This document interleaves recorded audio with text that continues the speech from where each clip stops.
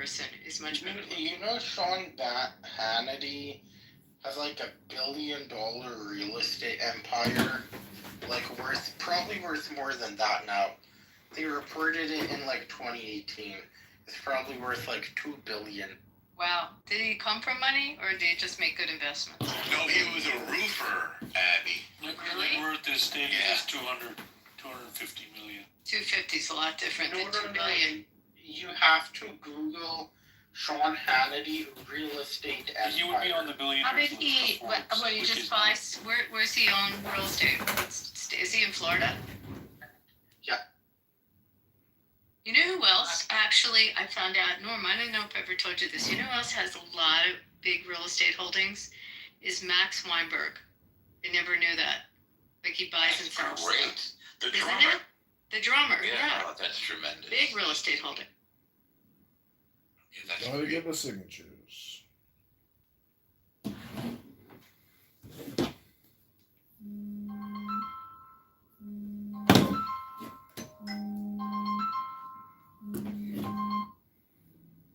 Hey, Frankie.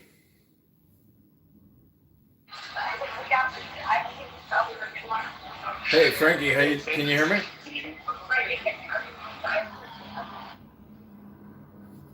Hello, Frankie. Hey, how are you doing?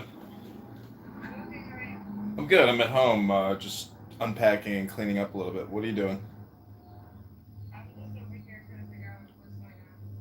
Are you at the hip? Yeah. Did you drive there? No, I was driven over here by a Bumblebee and then stranded me after I found the ulterior motive. Wow. Well, That money, it was really, really sad actually. well, welcome to the birds and the bees. I mean, it's gonna happen. What? I said it's the birds and the bees. Welcome.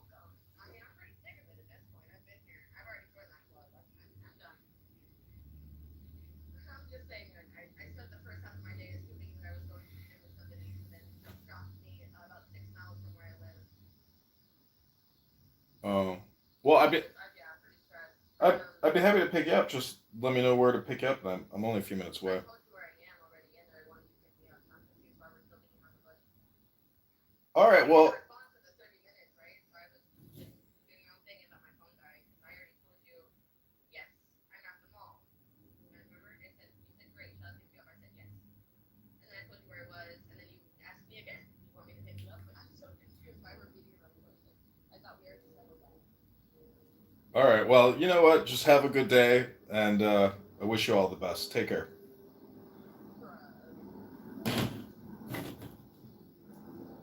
And he's very accessible. I think Brett Baer is smarter. Yeah, Brett Baer is very.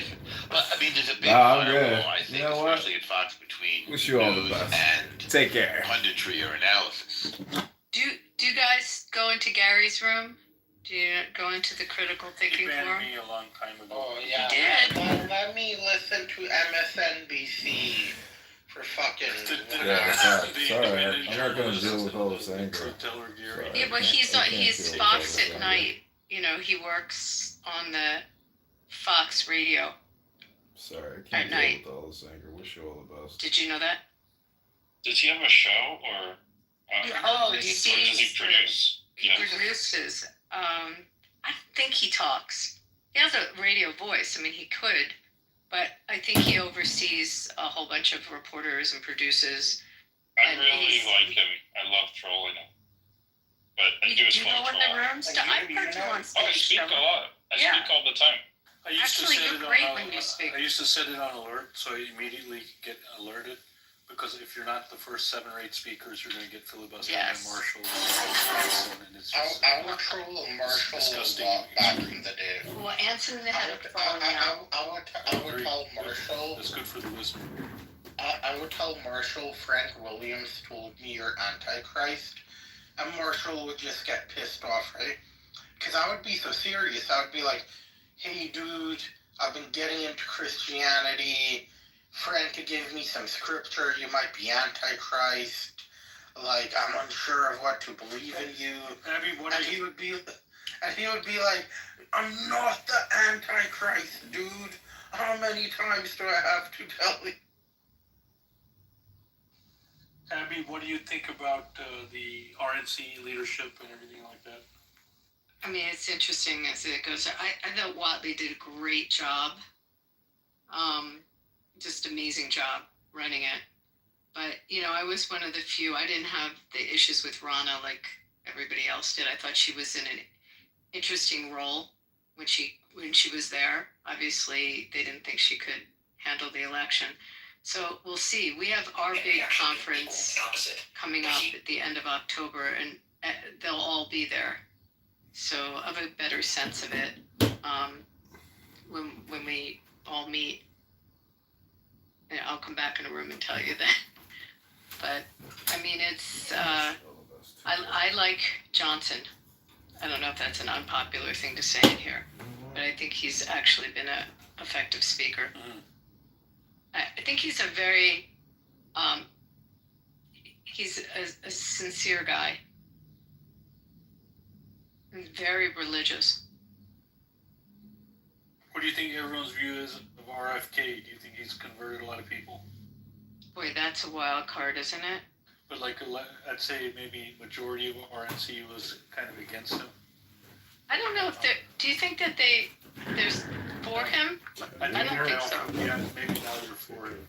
I mean, but I didn't listen to all the hearings. I heard a little bit of it, and I saw the Elizabeth Warren and the Sanders dialogue back and forth. But I didn't hear. I heard some of the R's took them on, and I didn't hear it. Did you listen to it? Yeah, it was really good. Yeah, held up extremely well. Is his candidate? Yeah. RFK. Is it worth looking at? Yeah, it's worth the initial confirmation's worth watching, and this is worth watching as a follow-up. What do you think of him? Vicious. He's amazing. He's the best thing that's happened to one of the best things that happened to healthcare or the country in my lifetime. I think he's 60% a great guy and 40% out of his mind.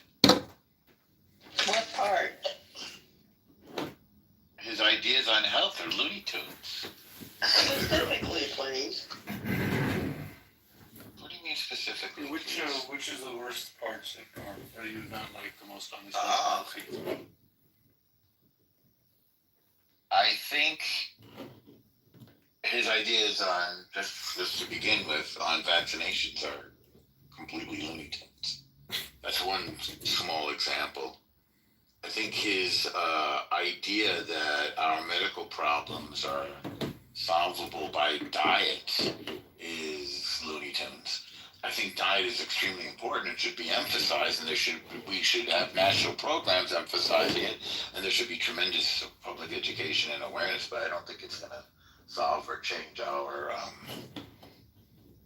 healthcare significantly. He just goes off the deep end, and I think his worldview, I thought about it, is formed by the fact that he successfully sues people over these health matters. So I guess he's convinced himself of them. Because he's been able You know what I think it is? I think it's a traumatic overcorrection from his heroin addiction, where at his heroin addiction, he was at a death stage in his life.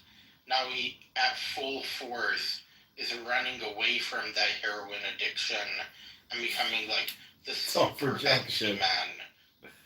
That's a legitimate analysis. People do that. I'm not. It's interesting. First of all, I don't consent to being recorded. Is John still in the audience, or did someone get rid of him? I kicked him. There's one Anon, every John. I don't get sold on him being bad by the family members. You know, as they try to show that the sisters don't like him or the cousins don't like him. It's not been convincing to me. Like, I think you have to judge him on his own without. I mean, the same thing happened to Trump, where they had that one niece that went after him. And, you know, he had a very good relationship with his brother and sister. I'm And- friends with Rory Kennedy. We've worked together and we've been to each other's houses. Yeah, I mean, so That's did his that? sister. Yeah, did that sell you? Having Not at the all. family come out against. No, they are. I mean, I'm not really weirdly. I'm not into partisan politics. I'm just interested in people's positions on things. They are, a family of Democrats, and that's totally fine. They are American royalty in many ways. They're talented. I think they're mostly good. They've had a ridiculous amount of tragedy, but no, I'm just basing my opinion on his policies and his positions. I mean, I listened to his first confirmation hearing, and you're like, wow, this guy is great, this guy is great, this guy is great. And then suddenly he starts talking about vaccines and he's out of his mind.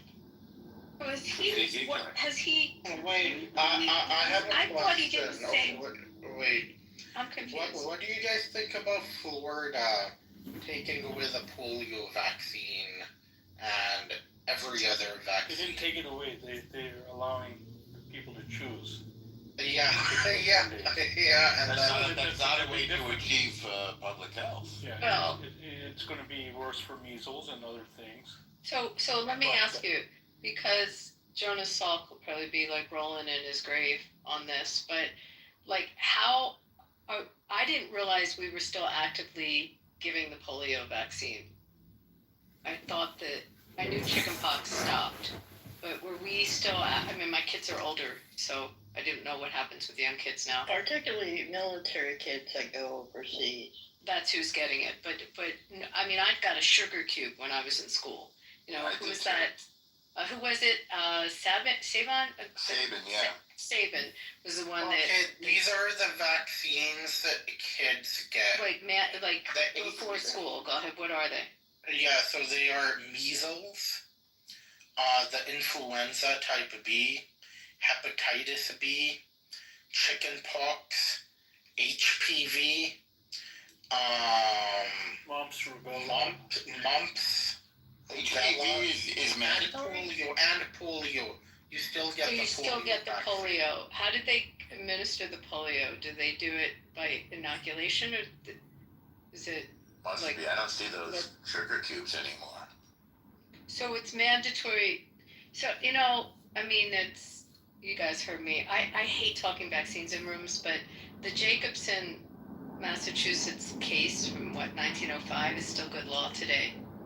I mean, so if it's something mandated by the government and it's protecting the health, safety, and welfare of citizens, you have to get it. I mean, that's our law still. I mean, this obviously came up during COVID, but that hasn't changed.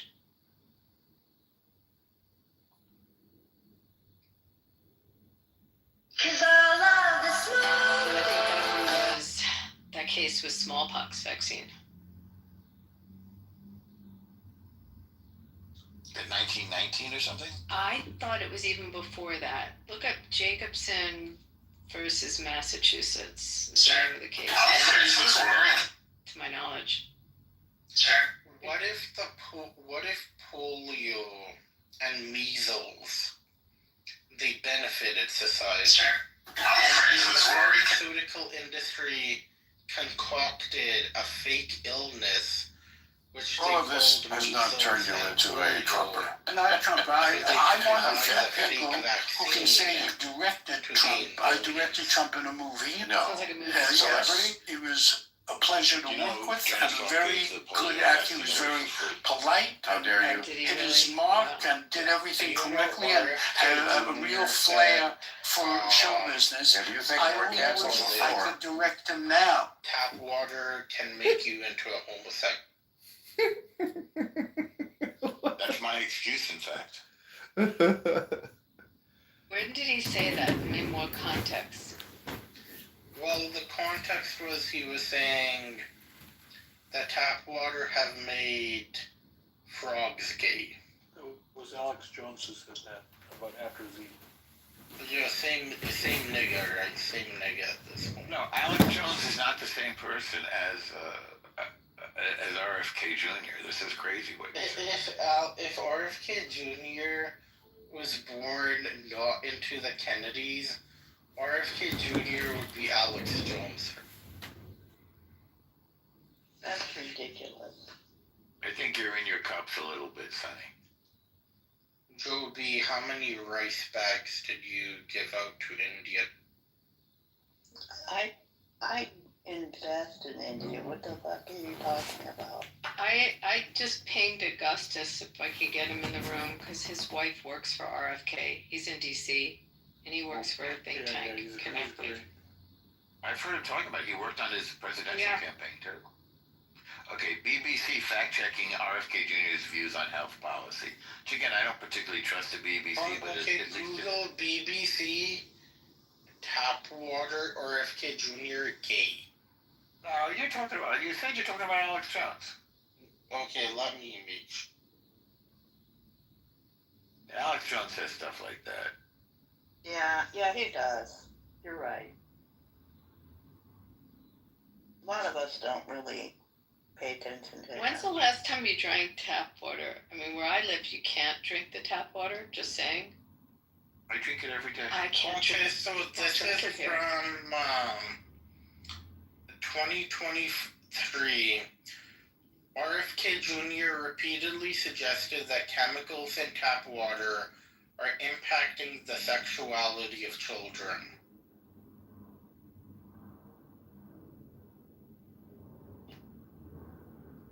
That doesn't mean that it's turning them gay. Well, look, Nachiketa comes from a place. He comes from a place where the tap water is sourced from a fresh reservoir. Okay, it's natural water, right? It comes from a natural reservoir. It doesn't come from a place where the 95% of Americans live with. The water is bleached with chemicals. It's filtered with chemicals, harsh chemicals, right? And it runs through rusted pipes. Sure, Nachiketa's water runs through rusted pipes, but at least it's fresh water. Right? It's natural water. It's not chemically treated.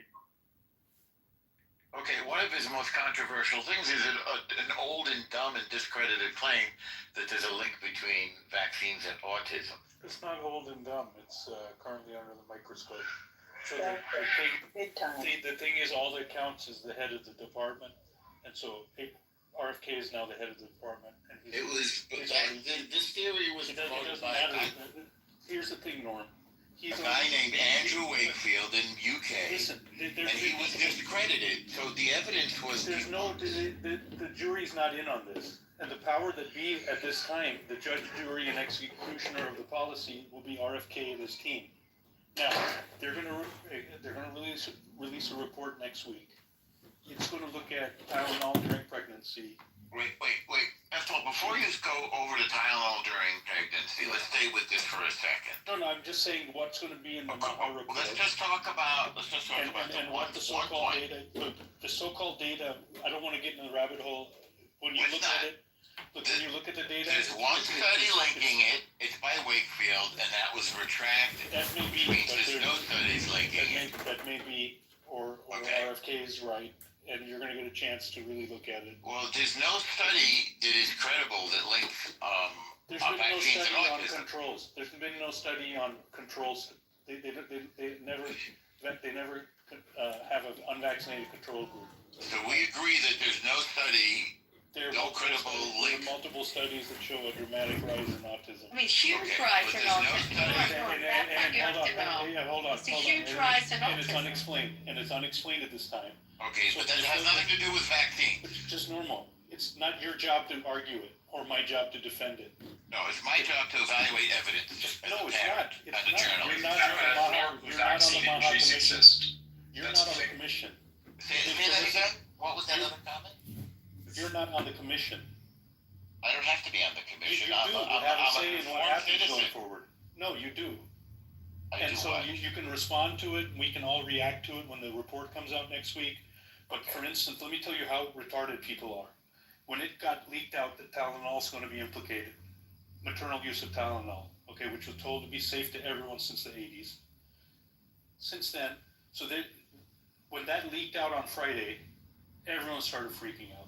It's not fair, it's so wrong.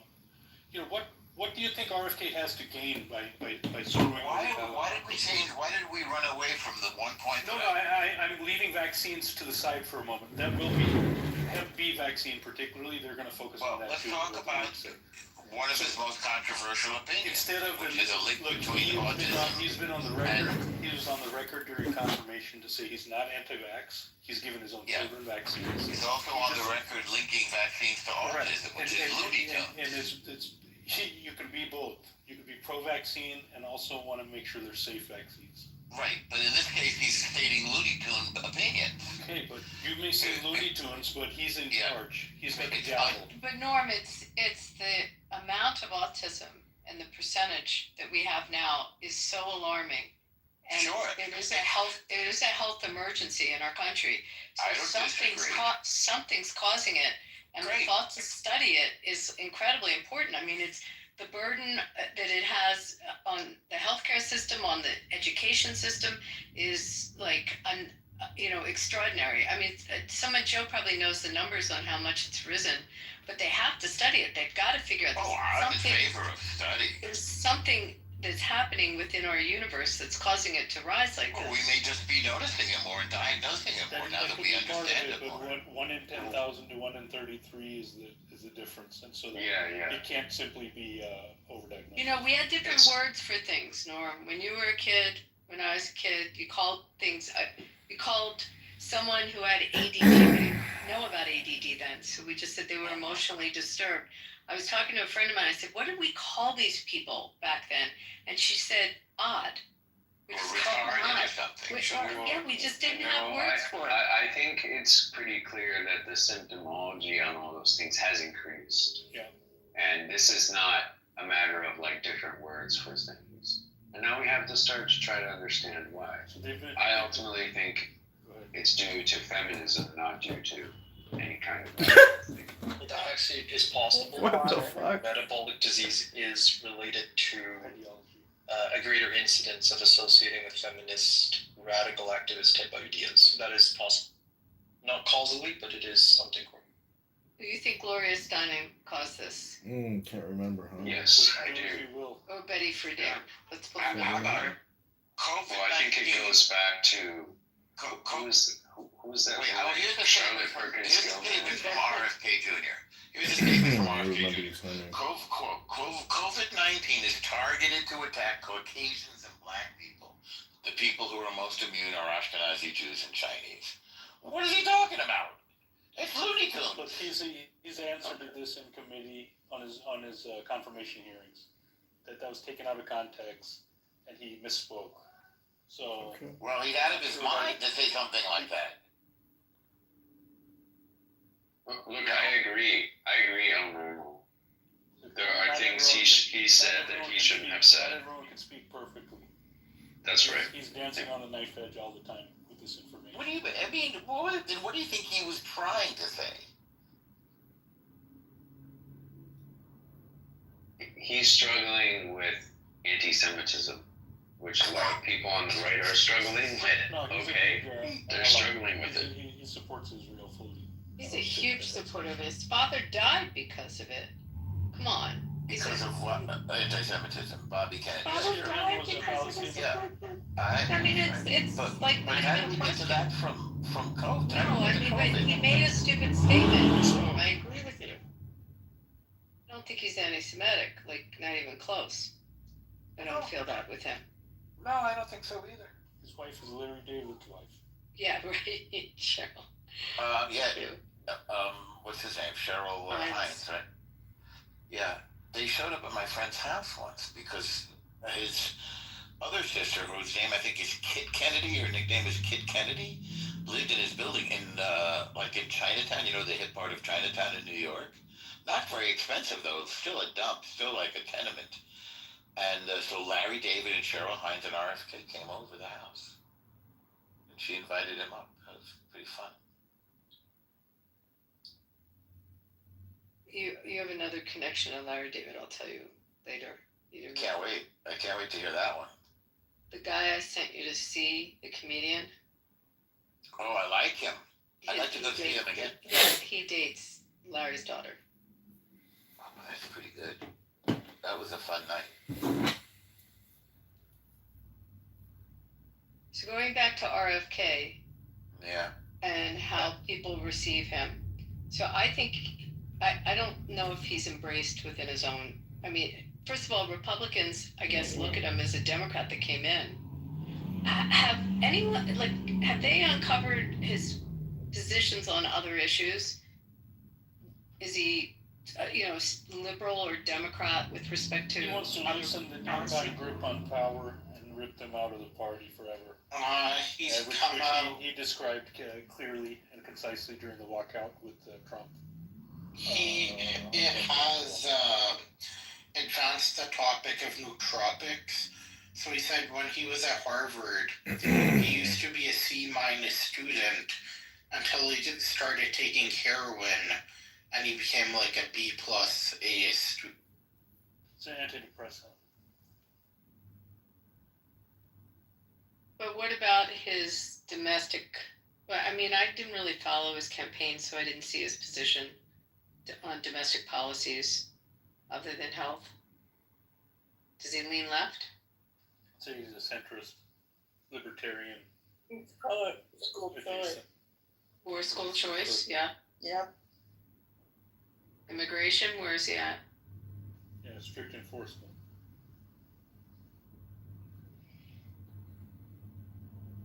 Pro-choice? Yes, ma'am.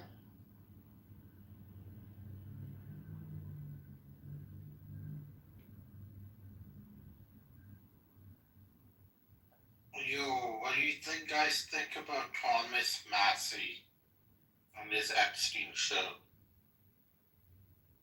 I haven't followed him on the Epstein stuff, but I do not like him as a congressman at all. And I have a lot of issues with positions he takes. He's a joke. And Get out of here. He'll vote against things. What do you think about Rand Paul, Abby? Better than Thomas Massey. I think he has a little more ethics and he's brighter than Thomas Massey. Did you see his statement on cartels? I mean, I don't follow them directly other than I look at their saying votes. to send the troops after the cartels. You heard about that, right? Yeah.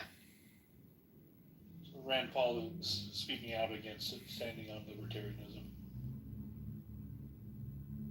He's pretty true to that and always has been. I have a question for S500. S500, how many rice bags do you think Joby delivered today?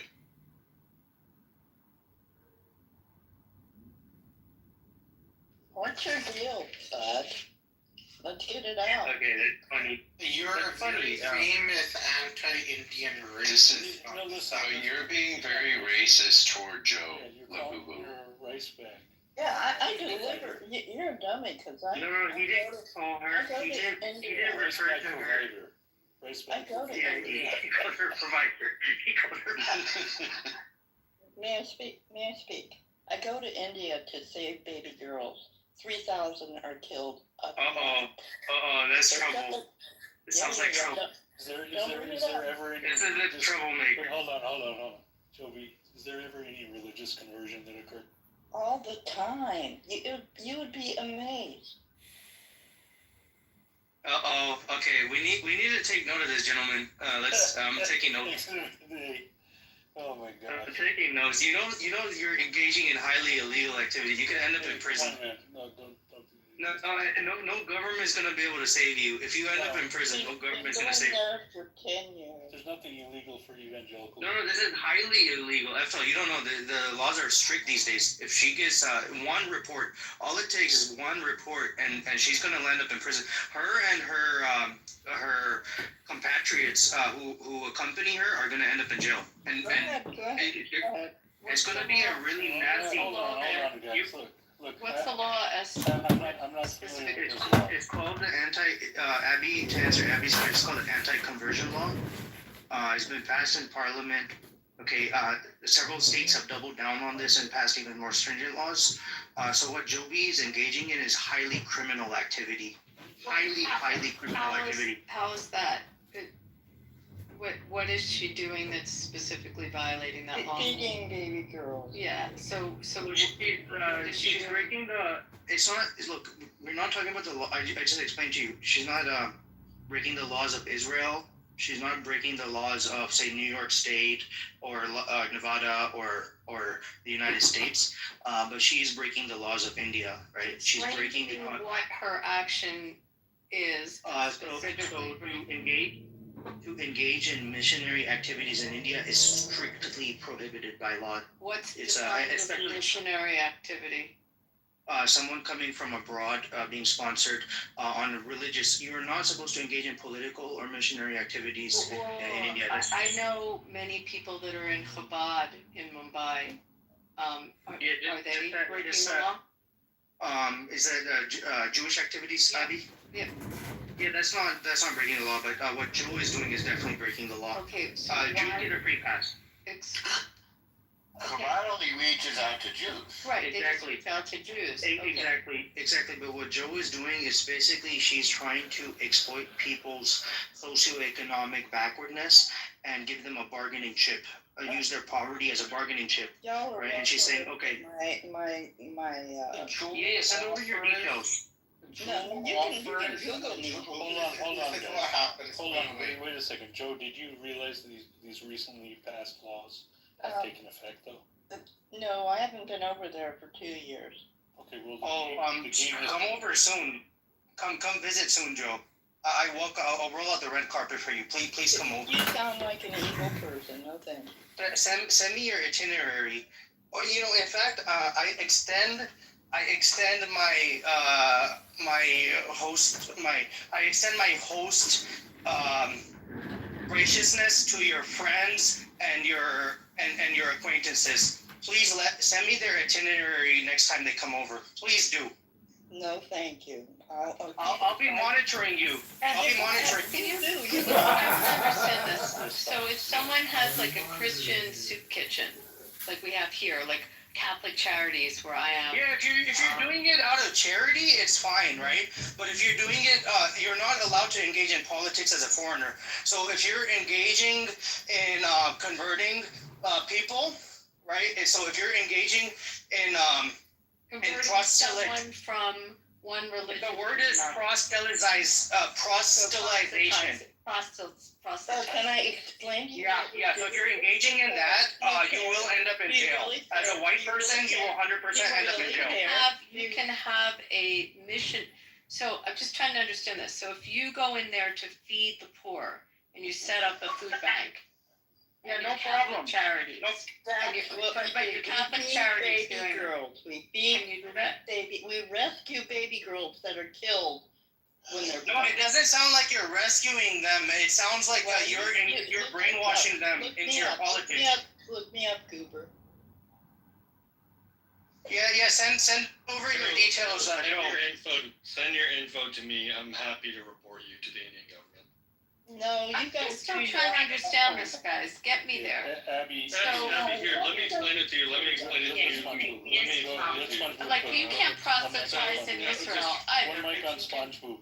Yeah. Let me explain it to you. SpongeBob and Abby on. What happens is India is a very poor country. Many of the areas are very backwards.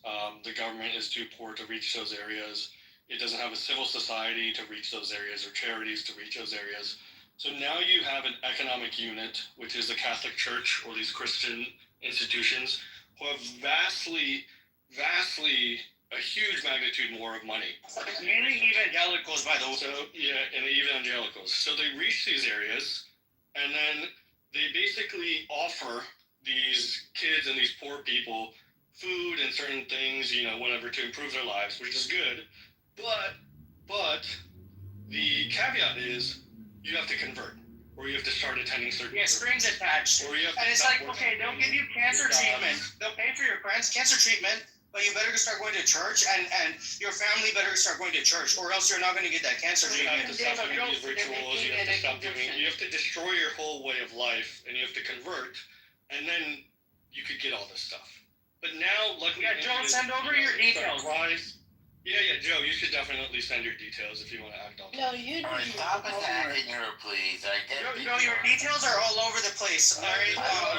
I don't approve, but stop attacking her. So philanthropies can come in. Philanthropies can come in. They can feed hungry people. Sure, yeah. As So you're saying as long as it's not conditioned upon Conversion. joining the church. Look, let's be really honest. U.S. aid, and I think President Trump and many other prominent Republicans have pointed this out. Many of these charities and NGOs, quote unquote, are actually political fronts, including many of these missionary organizations. They're just political fronts. And I fully agree. They're assets of the State Department. Right. Many times they will promote stuff like, homosexuality, transgenderism. Oh, hell yeah. They did this in Afghanistan. And look, then Christians get a bad rap because of it. No, you're getting a bad rap because what you're doing is immoral, it's predatory. No, you are a predator. That's right. You are a predator. You are a snake person. It's interesting what you say, because I'm thinking about so think about how it works here. We have laws, we were talking about this in a room a couple of weeks ago, and the Supreme Court upheld this. So we have vagrancy laws where you get a fine of $1,000, and if it's a couple times, you do 6 months in jail if you're sleeping on the street, and you get arrested for sleeping on the street. But the way the law functions is the police officer has to be able to provide an alternative for them to stay. So where the shelters are, a lot of the shelters are run by Catholic Charities is a big one. Missionary. Missionary groups. They're missionaries. And our county has one, but most of the bigger ones and the food banks are run by philanthropic organizations. This is what we mean, right, Abby? There's no But strings just stay with me. Please, Abby is going somewhere. Abby, please, I'm going somewhere. Let Abby complete. Just let me finish this. So what's interesting is embedded in our civil law is the obligation to provide shelter, but the shelters are in fact being provided by missionaries, by religious organizations. Think about what I'm saying. People can't come to India and give milk and rice and stuff like that. We're just saying they're not allowed to bring their Bible with them. They're not allowed to bring their cross with them. They're not allowed to set up. Right. They can have a Hanukkah, they can have a prayer rug for Muslims, but you, as an atheist, have some personal beef with Jesus Christ. Shut the fuck up. Where did you come from? Kitty, you're Let's talk to Kitty here. Kitty, no one said, there's only one atheist I can count here. And the rest of us are Indian Hindus that are upset at evangelicals coming and converting poor people in a moment of need.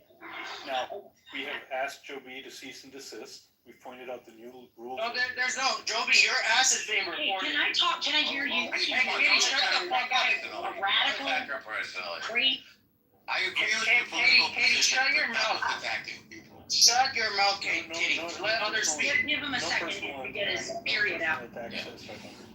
All right, Kitty, shut the fuck up and speak when you're spoken to. So just don't do any more personal to attacks. clarify something, it's not illegal in Israel, by the way. It's restricted in that you can't, it's illegal to convert a minor, someone under 18, and it's illegal to offer a material benefit to induce someone to convert. The laws of Israel do not apply to India. But it's similar. They cut it.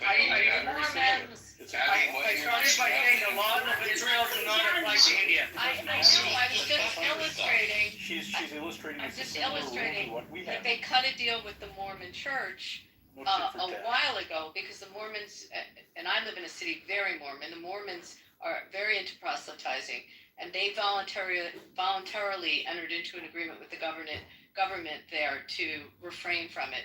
But it's not actually illegal there. So that's why I'm curious. That's reading the laws in India. And so, Adam, my whole point is, Mormons are considered Christian only because, basically the Catholic Church has not deemed Mormons Bring your politics into this room. That's not the topic. It's not the topic. So the law in India is much stricter. No, but You're comparing a country with a GDP per capita around 2,600, 2,800 to, I don't know how much Israel has, probably 30,000. But it also doesn't sound stricter. It also isn't stricter. You don't So need Jason, what It's do the you same think? law. specifically It's for the same Yeah. law. No kids, caste in India, and the caste they target in India are Dalits. Dalits Okay, but this is more detail than is needed. But this is more detail than is needed. Yeah, the only detail we need is, Joe, send over your details. And, send us the details of your organization and we'll take care of it. It's the same exact law. Do your own They homework. deny visas, Abby, So- you said it was for children. You for do children, and the number right two, to don't deny. pay to praise it. One, No, we're gonna get the details regardless. who is a lot of these missionary organizations, I don't know, possibly Joe's, they're involved in human trafficking, especially child trafficking. So I Yeah, think this if is you another church big- or child trafficking people, that's absolutely correct. We don't do that shit. That's what Look, child traffickers. we don't. I think though there is like a higher level thing here, where Abby, you're like it sounds stricter, but it's not. India does not have a law saying a person cannot freely convert of their own choice. It's saying no proselytizing, no constructive proselytizing in exchange for goods. And that's not an unreasonable They law. can deny visas. I mean, they deny visas in Israel if they have that option. If they I feel dare you to book a flight ticket, Joe. I dare you to book a flight. Well, but Abby, and why would you say then that anything is stricter than what's in Israel? I mean, it's just the same. I guess it has a lot to do with how it's enforced. But it's definitely not against the law there. Okay, So- wait, Joe. Well, but no one is saying it's against the law in India to convert Why do people. you hate India so much? Why do you hate kids? Why do you want to stop putting so much focus on this white woman? No, Abby is fine. Joe is the hater. Abby is fine. Abby is not white. Abby is Jewish. Yeah, Abby doesn't hate Hindus. I Abby mean actually the likes. actual I white woman. love Yeah, I'm talking loved to Joe India right when I now. went Yeah, there. why are you talking to Joe? She's Except just a I got white a little woman. deli belly when I was there, but I really did have a good time. Sorry. So, Joe, why do you hate Indian people and our indigenous way of life? Yeah, why don't you help them without converting? Or are you guys gonna be a bunch of idiots? Joe, why don't you help them without the conversion piece? Joe, I'm trying to answer because go ahead. we It's love, on you. One mic on you. because when I went there once, we saw what they did to baby girls and they didn't respect them. I love the baby girls there. I almost adopted one. So Why did your church traffic baby my girls then? church didn't do it, Goober. I did on my Okay, but own. why are you No, converting but them? Joe, we have some two really big data points. In the past, you were completely correct that there was, sometimes selective abortion towards baby girls. They would do gender-based abortion, 30 stuff like million, that. 30 million a year. Joe. But places, they ebb and flow. Luckily, India has gotten a lot better with regards to that, and that's really good to see. However, the child trafficking that Christian missionary institutions do has been a rampant thing in India. That's why they have these new recent laws to stop people like you going and your institutions going and conducting this type of child trafficking and swindling these people who are poor, who are destitute, who just recently they're receiving human dignity and stuff for the first time, and they're starting to economically go forward in life. So yeah, I think these are two big trend lines. One of the evils of India has luckily been going on the down slope, but this type of child trafficking, that happens in missionary institutions and activities, it's still something very rife in India. So Yeah, I also yeah, put it in I'm the not chat. defending myself. After the Arabs, Christians are the next biggest human traffickers. After the Arabs, I've been doing this for 10 years. I go there for a week. I come home. I don't bring anyone with me. I don't bring anyone back. Okay, do you? that's okay, but you're still going to jail. You're still going to jail. It doesn't matter whether you bring anyone with you. You've broken the law and you're going to jail. I'm so scared. I can't stand it. Joe, are you doing conversions? Yes or no? No, absolutely not. But earlier you said there's tons of conversions. when I asked you this. No, I did not hear that. No, You did it. It's on record. You understand it's on record now. I do want to say that It's on record. I know what I'm doing. You know what else is gonna be on record? Jail is Let a harsh. white man speak. Warning. Let a white man speak. I'm pretty sure I heard Joe say that. Yeah, that there were a lot of convert. I said going. When she found out about the new rules, she suddenly says she doesn't. Yeah, now you're pissing your panties. Now you're pissing your panties. I wish you wouldn't treat a woman this way, please. And I I wish you wouldn't do this. Joe, I really wish you wouldn't do this. Don't treat a woman this way, please. Look, she's pissing her panties. Nobody's mistreating her. We're just letting her know that she's broken the law. I agree with your political position 100%, but I don't think we should attack an individual woman. No, this is apolitical. This is illegal.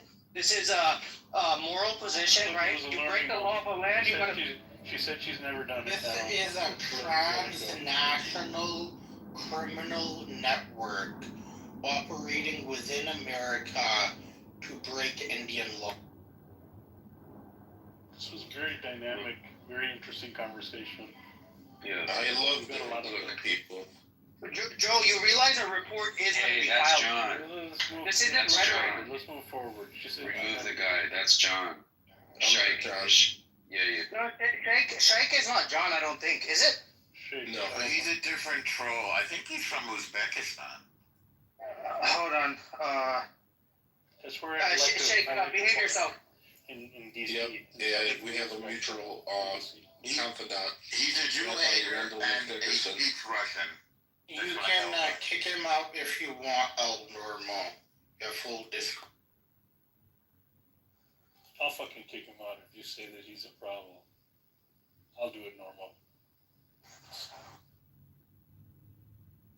Yeah, Joe's gone down to. Hey, Joe, you're gonna be removed from the room. You can't just move down to the audience to record. Come on, man. Let's not. No, she can't just go down there and record. This is not a free pass to record the room. Record. No one here is in the room. No. Why did she move down then? She can mute herself up on the stage. There's 20 people in the audience. Joe, you have about 20 seconds. Any last prayers? Don't piss your panties again, because That's 500. you know. This is disrespectful. Can I ask an India question on this subject? Let's go to Adam. Well, before we we'll give yeah, Joe's a no recorder. Okay. Hey, Joe, go fuck yourself. All right, fuck your people, fuck yourself, Joe. And you are being reported to the authorities. So I have a question in terms of the proselytizing there. So how did people view Mother Teresa? Mixed. That was, I mean, in the world she was. There's a nasty legacy there. Tell me. Of child trafficking, child neglect, putting on a show, taking the money, not using it for the kids. There's a lot of questions about Mother Teresa. So here, she's worldwide treated like a saint, but in India not. Well, in India too. So the mainstream view is she's a great saint. You know who was really, really famous for attacking her very humorously? Christopher Hitchens. He really didn't like Mother Teresa. And it's like, it felt like he was attacking Mom and apple pie before he really went after her. Christopher Hitchens. But she was proselytizing, no? I don't know. I assume so. Isn't that what they do? Yes. I mean, I don't really pay attention to this stuff. By the way, Abby, the Mormons also have a deal because they're obsessed with posthumous conversion. They've agreed with the Jews not to posthumously convert our Holocaust dead. Oh, I Just the didn't know Holocaust dead. Yes. Wow. Posthumous The conversion. distinction is bizarre. You mean between the other dead and the Holocaust dead? Yeah, that's kind of a weird move. I don't know if that's any better. You probably should just leave everyone alone, but. Well, they should. I mean, because basically, in their mind, they're damning these people. Who really cares if somebody else? They knock on the doors here. You get these guys on bicycles. with white button-down shirts and black ties, and they go around the neighborhoods, knock on the doors. They're on mission. Book of Mormon, yeah. You know what you call them? You call them elders. That's when they sort of, that's like their bar mitzvah. That's when they become elders. You can address them as elder. The Hitchens book, it's the missionary position. That's the one about Mother Teresa. Yeah, that's what it's called. And he also had a documentary that came out like right before she died or something called Hell's. I forget. Oh man, I can't remember. But he just Princess Diana and Mother Teresa. But he really goes into her and her.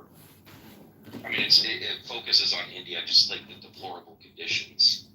And this is God's will kind of thing, and under the virtue of saving these people, they just let them rot in these awful institutions. But they were saved, and so all was fine, right? They were converted.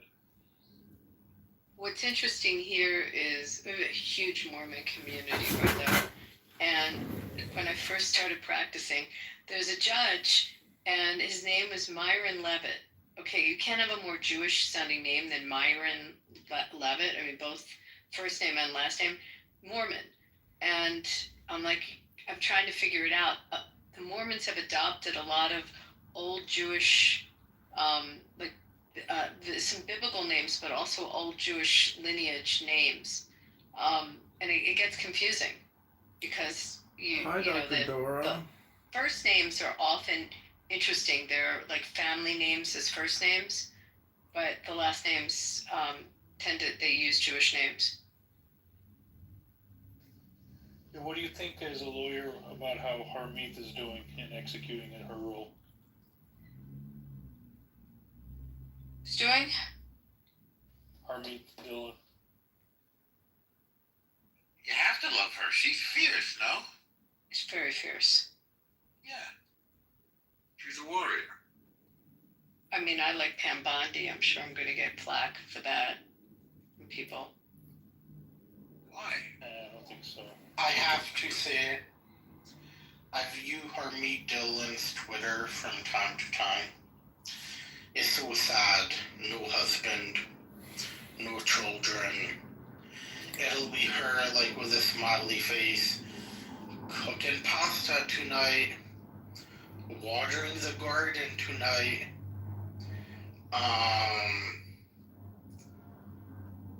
Maybe she likes it like that. Maybe she likes the ladies. Yeah, her husband died recently, so Labu was out of line here. Yeah. I think that it's interesting. I mean, a lot of these U.S. attorneys that got appointed around the country are under attack to try to get them removed with lawsuits and, in states that are blue states where the senators have that, what they call is it the blue ticket? Where they basically give the okay for that appointment and they're all fighting it.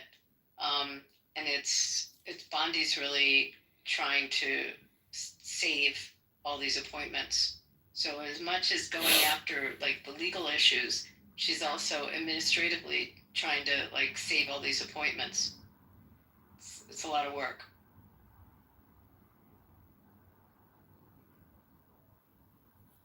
Yeah, it's difficult times, strange political bedfellows these days. Well, I know that, Hava is the U.S. attorney in Jersey that they went after. A gal I know here, they're going after, trying to get her out. And these were all appointments, Trump appointments. But they can't get them through the Senate. How do you get out? Do you patch them or something? I have a question. They filed lawsuits. I mean, the girl here's got a massive lawsuit filed, because they're in that temporary period, then they're in the second temporary period. So. I just want to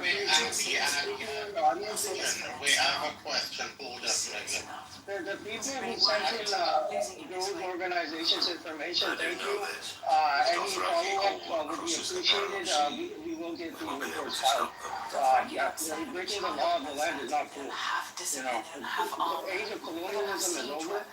and these people are going to jail. Seriously, Did not say she converted anybody. he did say it. He said it to begin with, and She said other conversions going on. She did. No. She converted written. Also, El Normo. I asked her a question about the rules. They go from town Joe to is screwed. looting and El Normo, Joe was talking about what her organization does when she was asked that question.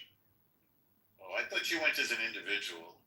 No, she You don't go as an individual. She changed it to all that, No, that makes individual sense. once That she makes learned sense. about the problems now with the new. Could you imagine just going as an individual and like taking people's kids and You're right. stuff and like it would be insane. Wait, You go to like the bad neighborhood and say, look, I want any girls. Yeah.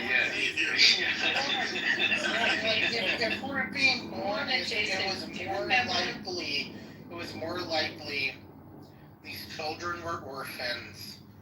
They had severe medical conditions. Their parents gave up on them, and then these organizations came and adopted. So it's interesting when I'm looking at this law. Do you remember, Norm and Jason, you might remember there was this really bad dude that was on the app about, I'm going to say 2 years ago, and he said he was a rabbi, but it was like very bogus Alex how it got. from New York. Alex from No, not No, Alex. the mass converter guy. The mass converter, yes. Yeah. So he said he was a rabbi, and then we checked out like the Hebrew word is smichut, where you get your certification, and it was like bogus where he got it. He's bogus. Like, And he mass converts bogus. people And in he said he India. went to India, Yeah. and he did mass conversions in India. Do you remember that guy, Jason? I do remember this guy, yes. I mean, so now I find they, this very distasteful. The Jews hate this. we hate that. So it's totally against Judaism to do it. So, but what's weird is, how did this guy get away with it if this law's in place? It's a fraud, no?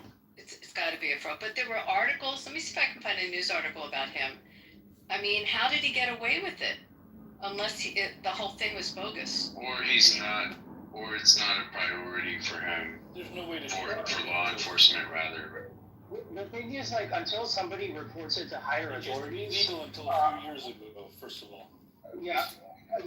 So until somebody actually files a report,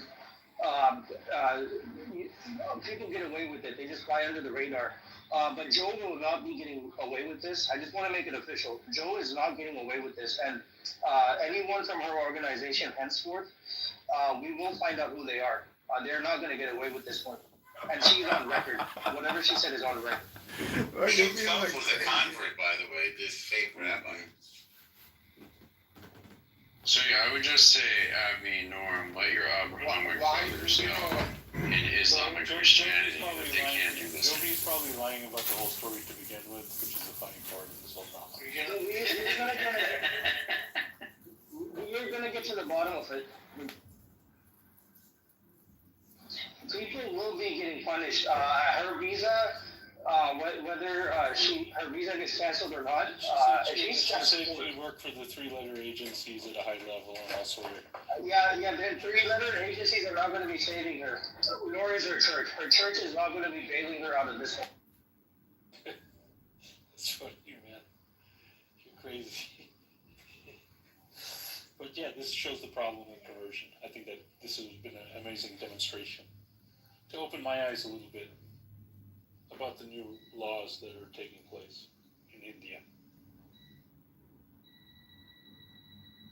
What tech does America bring to India?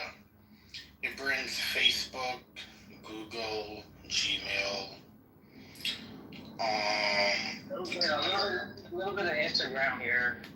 Instagram, yeah. iPhone. And what does the Chinese tech bring to India?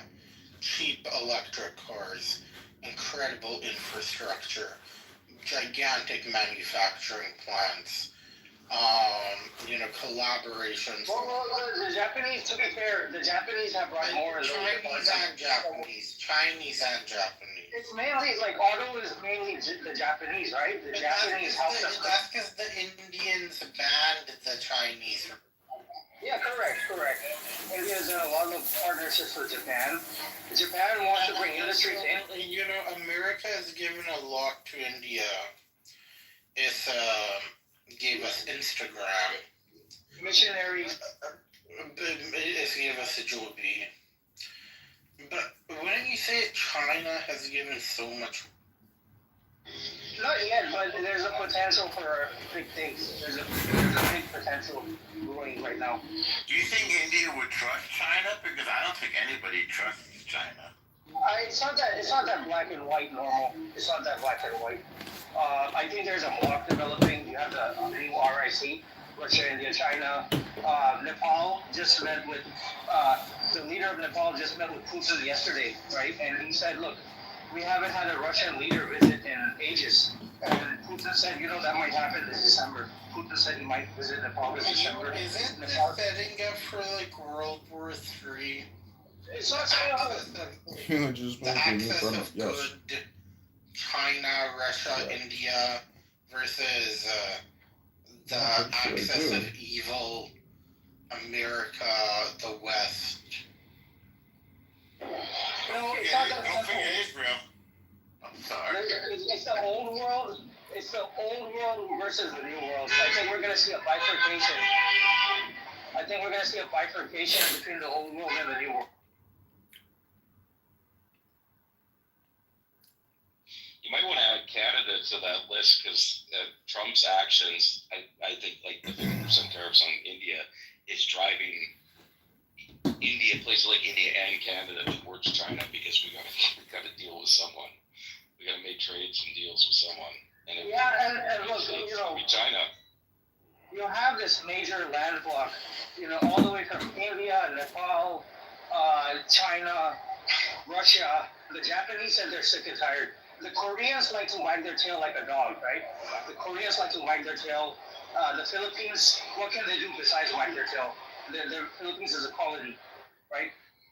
So these two countries, they're just going to be caught in the middle. But you have Russia, India, China, you have Nepal. Eventually, Pakistan wants to be part of the China-Russia bloc. That's what their dream, right? I think you were trying to get on. And right now, Pakistan is turning into America's bitch again. But let's see how this whole situation plays out. If the Gulf, if the Arab countries move towards Russia and China and India, okay, so you have the entire Asia. What is Thailand going to do? Thailand is going to continue to be a carnival land for white people to go fuck their little children and marry their women? What is Thailand going to do all isolated by itself? You're going to see the ASEAN move towards China. You're going to see the ASEAN. What's Japan's relationship with India like right now? Oh, excellent. Japan historically has historically always invested. Perhaps the largest foreign investor in India has always been Japan and Singapore. And Japan and India have decades and decades of good relations without any friction whatsoever. So, you know, Japan is squarely in the India bloc. Historically, culturally, and in the modern day context, Japan is firmly in the India bloc. The Indian Prime Minister visited Japan last week, and Japan said, okay, we're not going to send our trade minister to the U.S. anymore. We're done negotiating with the U.S. That trade deal that Japan supposedly signed with the U.S. is in the garbage can. There's no trade deal between Japan and the U.S. anymore. Japan said they're going to invest in India, and that trade deal with Japan and the U.S. is in the garbage can. And it's just the Koreans who... The U.S. Koreans are wanting the U.S. fashioned Japan after nuclear bombing it into the second biggest economy in the world. And today it remains the third biggest economy in the world. The idea that Japan is going to stop trading with the U.S. to me is... No, you're missing the socio-cultural context of normal. But what's going to happen, right? So I'm not going to get hung up on the Japan point. Japan is a smaller player in the larger scheme. But if you have an Asian bloc where the Arabs, okay, you already have Iran firmly in the Asian bloc, and you have the Arabs in the Gulf countries move into the Asian bloc, what is Europe going to do? Europe is also part of the old world. Is Europe going to, ditch the old world and take on with the new world? If they want to form BRICS, if they want to form another default world currency, if if they want to try to defend the global commons, if they want to participate in the world financial system, which was created by England and then sustained by the United States and its allies, go right ahead. If they can come up with an alternative system, I say go for it. Let's see how you can do. No problem with that. U.S. is an economic giant, the biggest in history. Yeah, it's a fiat giant.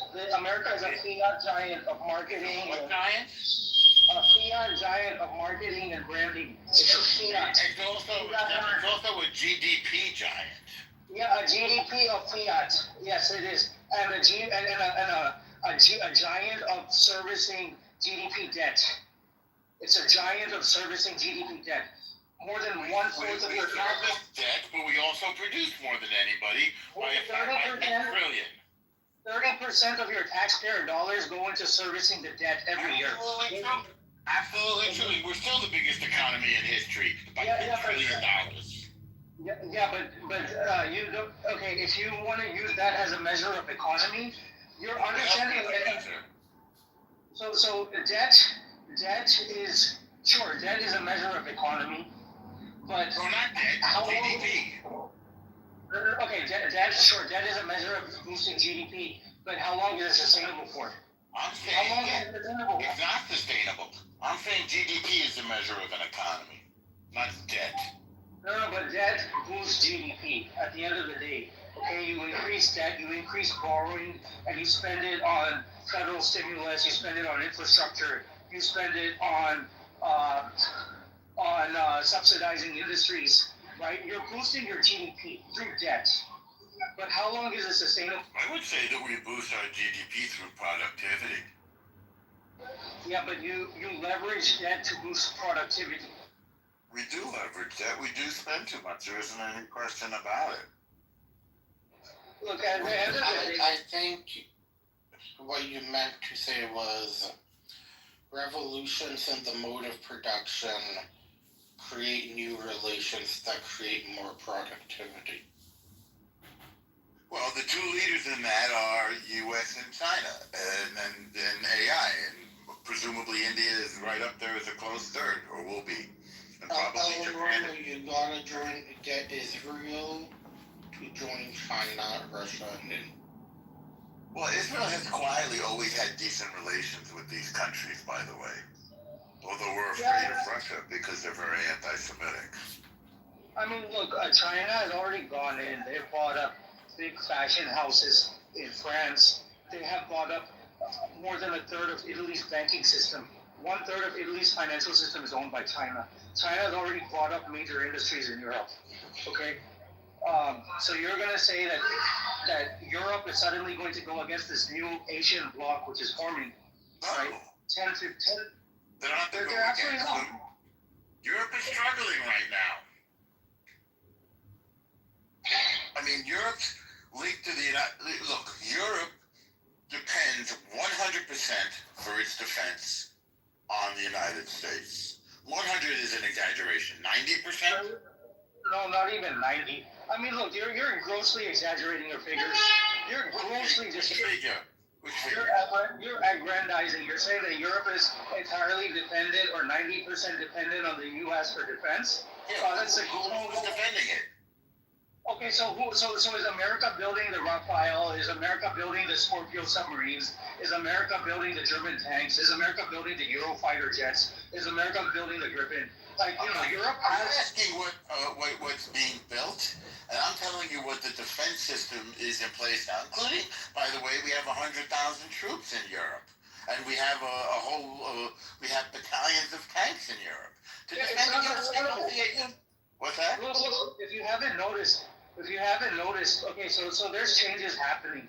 Europe is building a 600 billion fund for indigenizing their defense industries, right? Do that. Not just their industry. To build an industry is one thing, but they're far from being able to defend themselves. They've been demilitarized. These 100,000 troops you're talking about, there's not gonna be 100,000 troops in 2035. there's not going to be 100,000 American troops over there in 2035. I mean, you're making a prediction now, which is different than stating. No, I'm talking about the trend. Like, this is the actual trend which is taking place right now. This is the way things are already in motion. Yeah. Right? How many troops have been withdrawn? Why would you predict against the trend? Explain to me what trend you're referring to when you're talking about a drawdown of troops in Europe. So, you know, I mean, NATO defends Europe. You think that's not going to be true? It's more complicated than that. Okay. Okay. You agree that NATO defends Europe? No, I don't agree that NATO defends Europe. Well, what do you think? At the end of the day, what NATO does is NATO instigates wars. Okay, and they against who? Okay, so you've seen what happens in Ukraine, right? Wait a second. Who did NATO instigate a war against? Say again, Sonny? Yugoslavia, right? You know, NATO instigated Yugoslavia? No, NATO instigated conflict in the Yugoslavia. NATO instigated conflict in the Ukraine. The Yugoslavia fell because of the Serbs. The Yugoslavia fell because of the Serbs. NATO bombed Serbia for 92 days straight. Was this under Clinton? Yeah. Yeah, but this was after years and years of a war in Yugoslavia. That bombing stopped the war. That was the U.S. bombing, by the way, under Clinton, as I recall, and I give him credit for that. Because Bush was too afraid to do Who it. has the most powerful army? Who has the most powerful army in Europe?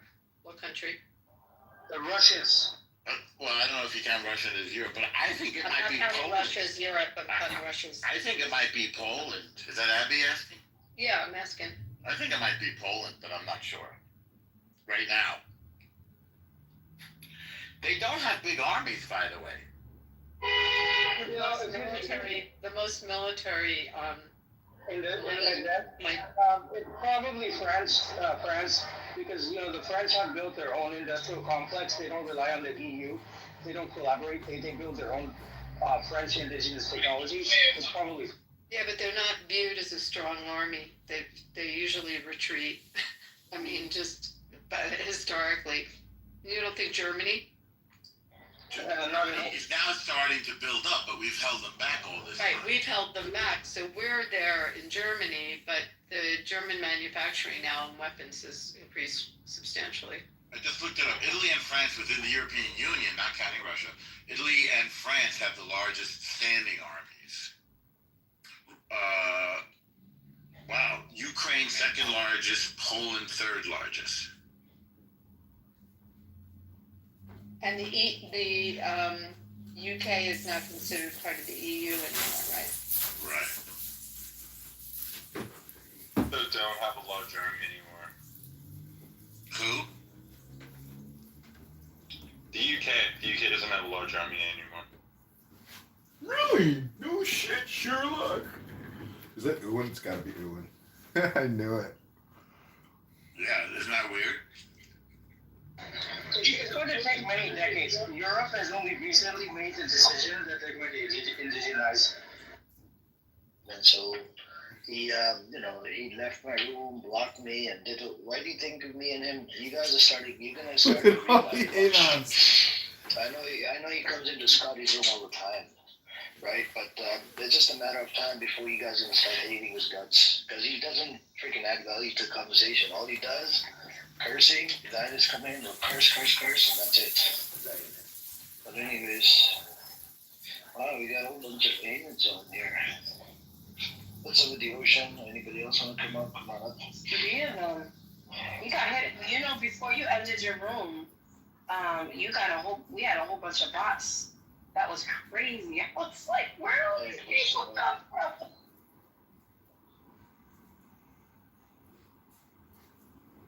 That's crazy. Well, I'm gonna meet up for a bit. I gotta go cook. Okay, give me a second. Give me a second. All right, I'll entertain. Should I sing for you people? No, I am horrible.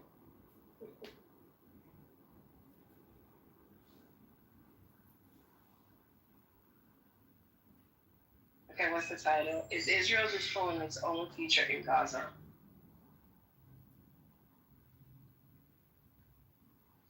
Sanja Israel. Let me read this. Just 1 minute, isn't it?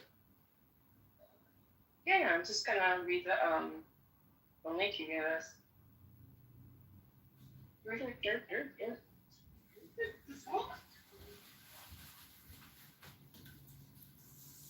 Yeah.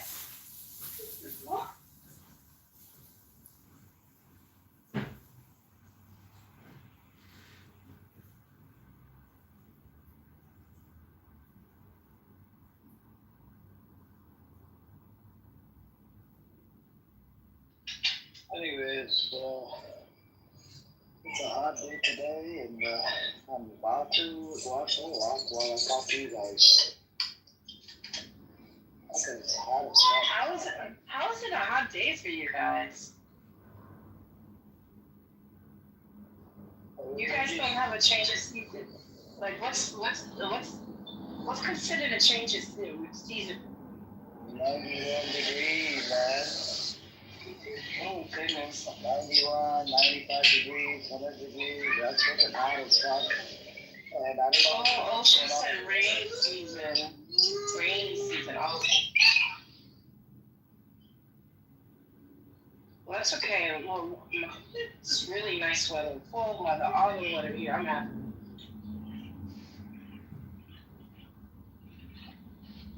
It's actually been raining around, but we need it. Apparently, what my neighbor did is that they rented one of those, those things that the kids get on there, the slide onto it, they fill up with water. What is it called? Jumper? Water slide? Yeah, water slide. Those little, you fill it up with air, you put water. You can rent those things, right, from a party store. Yeah. That's what that's what they usually do. When it gets too hot, they'll have that in their front yard, and the kids are playing while they're partying, barbecue, whatever. Oh, that sounds like fun. Yep. Even at the park, people are packed. Sunday, But anyways, I put the article in the chat. Apparently, we don't get enough rain as much as before, Ocean. We used to get lots of rain before, and then it wouldn't rain as much. That's why we had droughts in California. And now, slowly we're getting back together with the rainy season. But it all has to do with the climate control, the global environment. Anyways, going back to the news, this article that I posted in the chat, Netanyahu says Israel paying the price on world stage for war in Gaza, which is true despite PM's comment. Cabinet delays discussion of plan to establish a new media office inside Foreign Ministry. Netanyahu disagree on appointment mechanism. So there's a guy called Sar. His wife's name is Sarah. Please don't confuse the two. One is a wife, another one is bitch at the work, They both crazy psychopath bitches. Anyways, we got Devin here as well. Devin, we seen your tweets.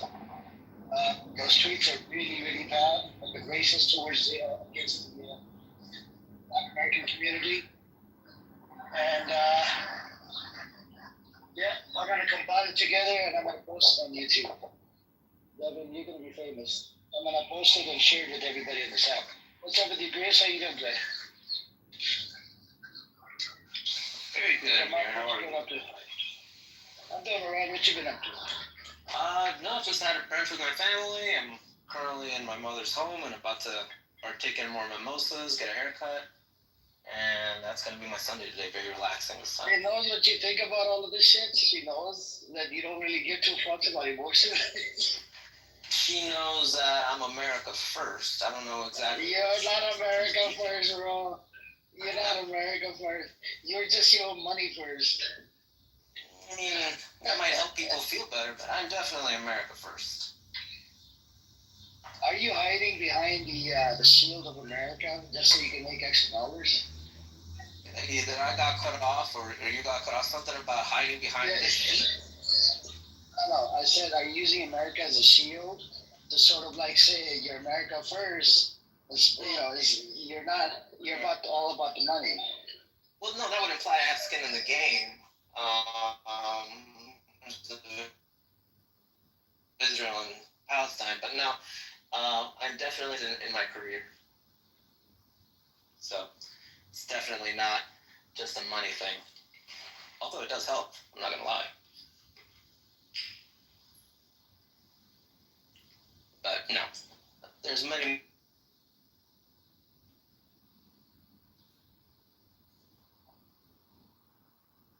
I might have got cut off. If I get cut off, I'm bad reception here. Yeah, you got cut off, man. You don't have proper 5G. Place where you stay, it's a lot of. That is 5G. There's a lot of those things, those things flying in the air. That's probably what it is. Yeah, sometimes, for security reasons, they'll even jam the fucking signal.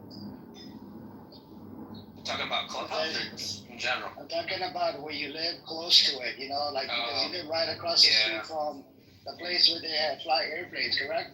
Yeah, I'm maybe 5 minutes away from the LA Air Force Base.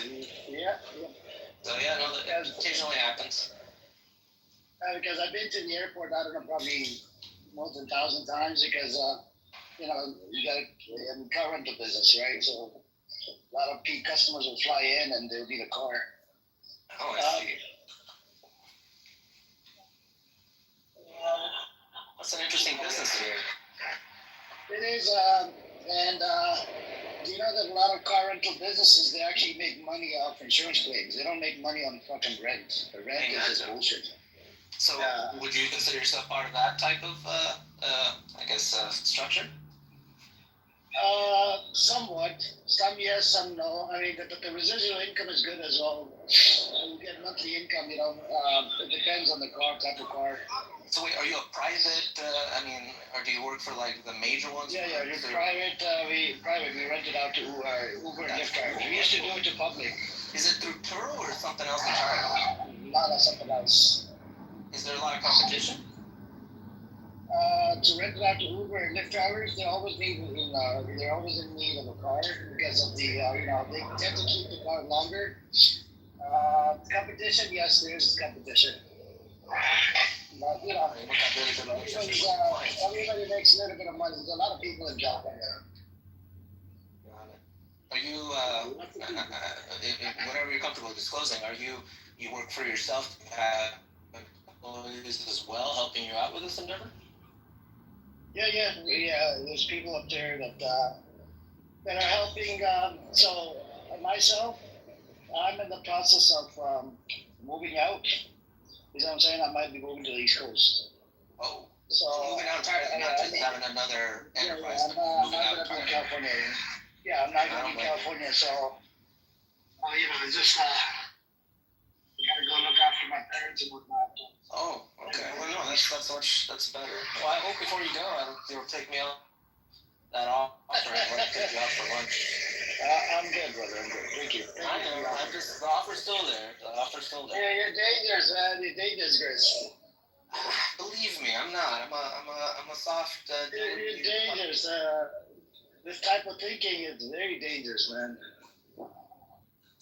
It's not that bad. It's not as intimidating as I make it sound. I mean, you're American, Amir. So as far as I'm concerned, I'm looking out for your interests too. I know, but I just don't get it. When you believe and I believe, it's the same fucking color of blood, red. How could somebody think like the way you think and somebody think like me? I don't know. One is pro-humanity, one is pro-humanity. One, money first, or America first, or America's interest first to kill whatever it needs to kill. Forget it, man. Isn't that a little bit beautiful? It's the same. Amazing how our different life paths lead us in different directions. Our own belief and convictions point us and develop our personality so differently. I mean, I think it's a little bit beautiful, frankly. But I promise, Amir. I mean, whatever my word means to you, which is probably nothing. I will enjoy taking you out for lunch. No, I get it. Thank you. Thank you for the offer. Appreciate it. So tomorrow, America says you got to go to Palestine. I mean, we need to use your whatever weapon or whatever. You know, we need to do what we need to do in Palestine or Iran. You'd be like, here, you can have it. The mic. Yes. What do you call the? Mhm. So you'll be in the right, probably, right, Chris? If I believed it was in the interest of the U.S., yes. But for the most part, I don't really have that much of a say as I make it. Okay, during that interest, let's say it's in America's interest, but at the same time, America will be using your stuff to kill people. If it's for the interest of the U.S., I'd be honored. But what about innocent people that are gonna die? Necessary evil. It's a horrible thing, but it's necessary. But how could you say it in the same breath? It's evil, and then you're still gonna be supplying the weapons. You see, this is the part that it bothers me too much. Things we don't want to do. I've done many things that I know. I'm assuming in business, Amir, you've had to do some things that you don't want to do either. I did, but I didn't do this type of shit where you're at fault of killing. It's like you're responsible for it. Your shit is responsible for killing people. I sold cigarettes. Look, I sold cigarettes. I've sold cigarettes, but cigarettes is it's by choice, right? People come in, they want to smoke. Okay, it's up to you. But with the business you're involved in, right? America says to move right, and here use the weaponry and kill people in Israel, in Iran or in Palestine, or It's not as far as I know what they're planning to use it for, but I'm not telling them how to use it for that purpose. So it's a but they are going to use it for that purpose. Cigarettes. You're not telling them anything. How they use it, they can trash it the minute they buy it, for all you care. And same thing for me.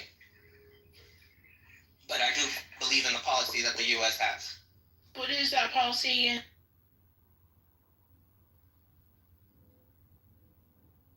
No, it's just Sister Santos. Chris has no emotion, right?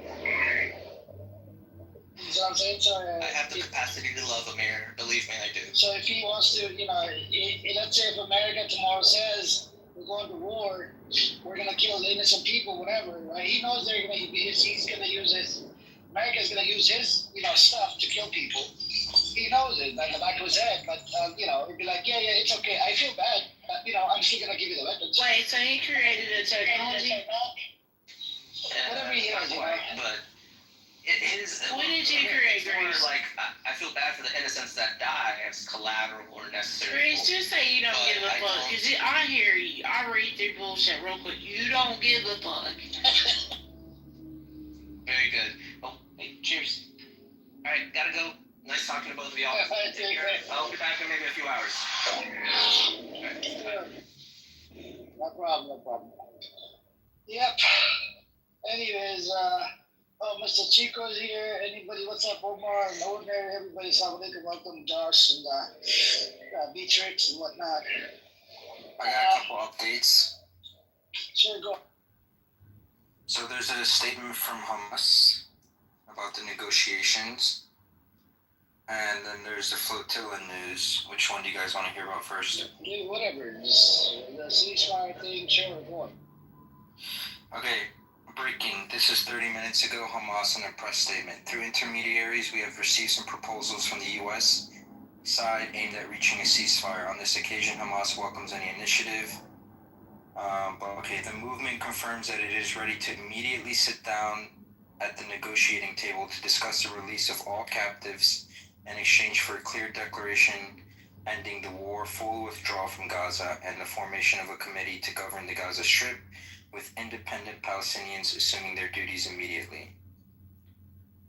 They also mentioned that part of this deal is that Israel has to publicly enter this agreement to, prevent any previous experiences of agreements being rejected or overturned. Most recently, the proposal presented by intermediaries to Hamas based on a U.S. suggestion. Yeah, but hey, what's up, Shane? But in the Times of Israel, I'll give you one example. Let's see. Trump issues last warning to Hamas to accept Gaza deal. Group says it's ready to talk. U.S. President asserts Israel has agreed to offer. What the fuck is the offer? Is Israel offering the shit? This is Hamas's offer, right? Yeah. Israel ain't offering shit. No, I don't think Israel, because Israel's stated goals were to defeat Hamas. Hamas' stated goals are an end to the war and a full withdrawal for a permanent ceasefire. They never said anything about giving up weapons or Hamas leaving or giving up to being arrested or anything like that. But Hamas does, if you read between the lines, they are saying they agree to a formation of a committee to govern the Gaza Strip, meaning they don't care about governing it anymore. Or that's not a prerequisite for them. So, is this Israel losing in a way? It's not winning for them. Yeah, but so Israel hasn't made any statement related to the deal, right? They didn't agree to it? No. Not that I see. Yeah. Anyways, what's up with your shape? What's going on? You good? The only way a deal's going to happen is if both sides can spin that they won. This sounds close. Yeah. Hey, what's up, dear? Assalamualaikum. Welcome, Godluck. Is it Godluck? You guys wanna come up and Anan? That's probably John Kitover. I think we're gonna have to have a break again just because of. Anyways, every time we have a break, runs away.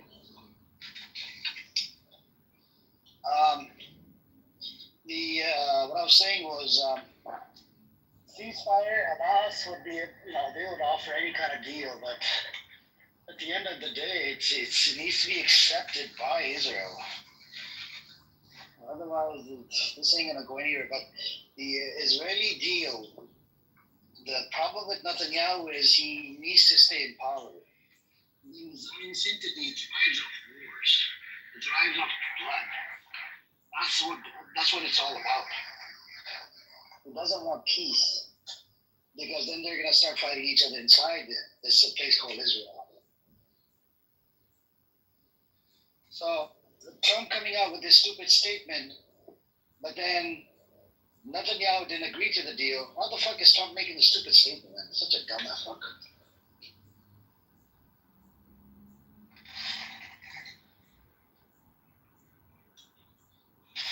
Yeah, to be fair, Trump just says whatever. Like, he literally just says whatever. But, Josh, did you say something else? There was something else that you were going to say? The flotilla has arrived in Tunis, my other hometown. Very proud of my people. I think they're picking up another 20 boats. And yeah, so I think it's over 60 boats at this point that will be heading towards Gaza.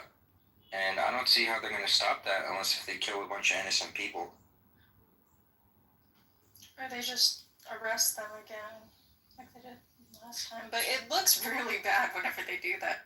That was one boat, though, with 20 people on it. This is 40 to 50 boats. 60 maybe even. I'm not sure the exact count.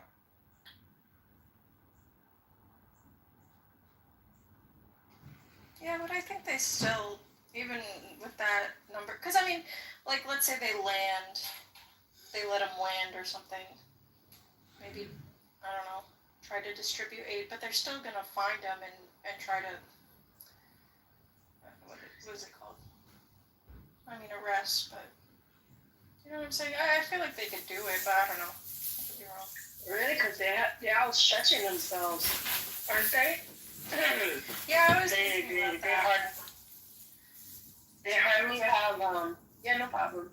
They have to control the West Bank with all those checkpoints. What is it, 900 and something?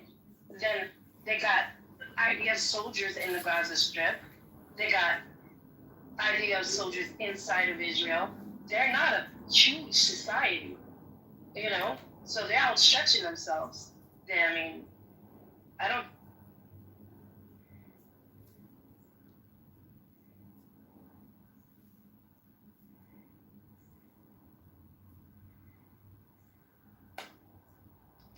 But the idea.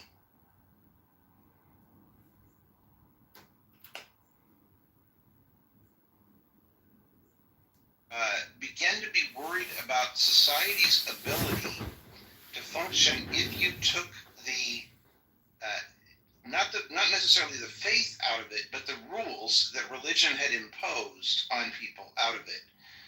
And I think that's kind of an interesting idea. As I was studying for this session a little bit, I've been reading kind of widely, a little too scattered, but it strikes me that as we have evolved, particularly in the last 20 years, 30 years, we do not have a common understanding of the world or a common understanding of what is real.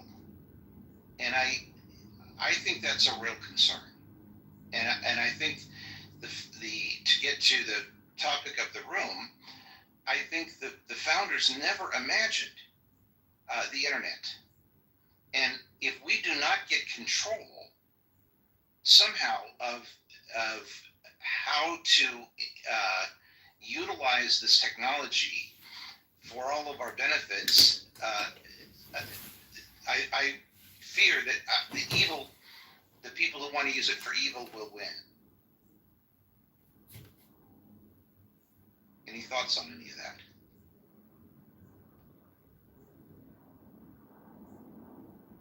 Wow, brain trust, the brain show. So Madison had this saying that he thought one of the strengths of America would be the speed at which information traveled, which in the 18th and 19th century was relatively slow until you got to the telegraph. And so in Madison's mind, it was a way for people to sort through issues in an extended amount of time so that the first impression was not all that they gave. The internet, at least in my point of view, is prefaced on people's first impression of a subject. And that's what they're expected to go with, and that's what the internet motivates you to go with, I should say. And so messages go back and forth in a lightning speed in which we don't really seriously consider the ideas. We rank them up and put them in a list and then put them in a box to make sense of them, but we don't think about the concepts in the same way Madison anticipated. And his point was it allowed people to be more reasoned. So I think the internet, while very beneficial for humankind, it pushes this reflexive first idea, which is based on an impression and not based on what one knows. It's based on what they feel or what they see. Yeah. I think that's right.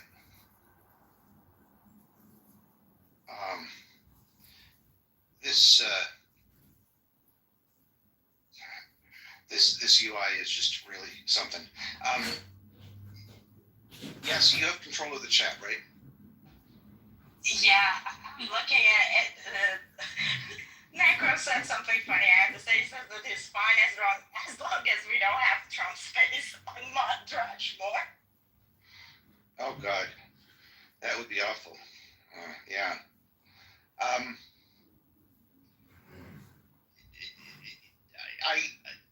I really wonder if there is a chance that across the parties, across Democrat and Republican, conservative and liberal, we can come to some common ideas about how to update the Constitution and make it more relevant to today. And I think that would involve some thoughts on the Second Amendment and the First Amendment. And I think it would involve some thoughts on our political process. Any thoughts about that?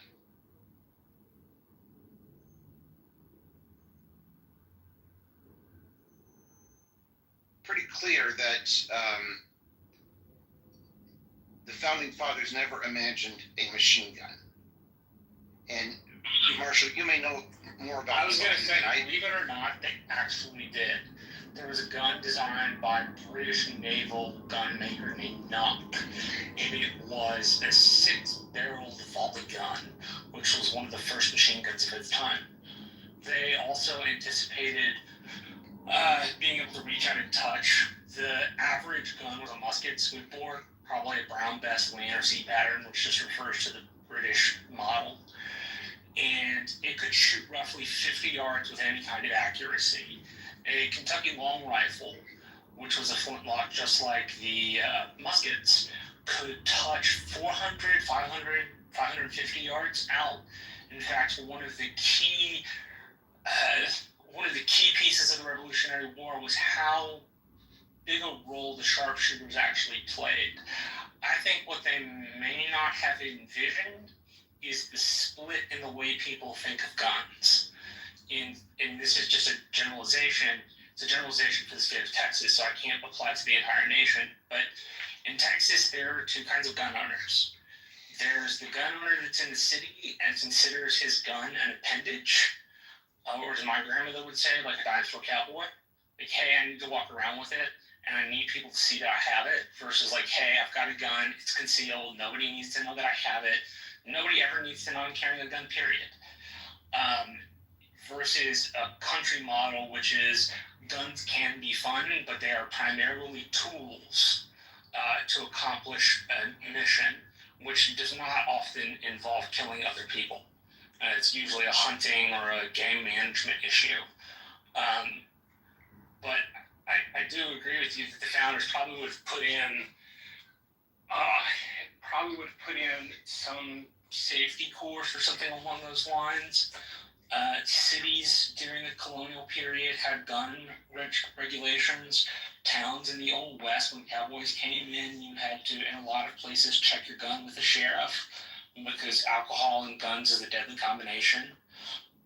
So there's as much room in the American tradition for regulation as there is for holding, any kind of firearm up to what the National Firearm Act prohibits. So they seem to work in tandem. One of the most interesting pieces, for example, about the Second Amendment was that it ended up getting ratified for two main purposes. One was because the cities in the northern part of the country had been occupied by British forces and they didn't have the ability to resist. In the South, at least 2/3 of the planters were impressed by a rebellion in Haiti, a slave rebellion in Haiti, in which they got guns and hung the masters by their toes. So some of the argument refers to this, hey, we need to be able to defend ourselves against our slaves. And then about 1/3 were like, no, you need guns for frontier reasons. Which, the 1/3 basically involved the people that lived on the edge of the colonies, essentially. That's all the way to say that it's not clean cut. So, for example, take a militia. A militia, if you're using it in the English context, not the German context, relies upon people bringing their own weaponry, unless the town itself actually has the money. It's derived from a British system known as a fjord from the 8th to the 10th centuries. A fjord was like the gathering of the town, like the folk, and they would bring their own weaponry. So it's not as clean cut in the regulation direction, and it's not as clean cut in the ownership direction. It's a complicated subject with a complicated history, and in many places throughout our growing as a country, there were regulations about not having guns, while in some places there were no regulations about guns.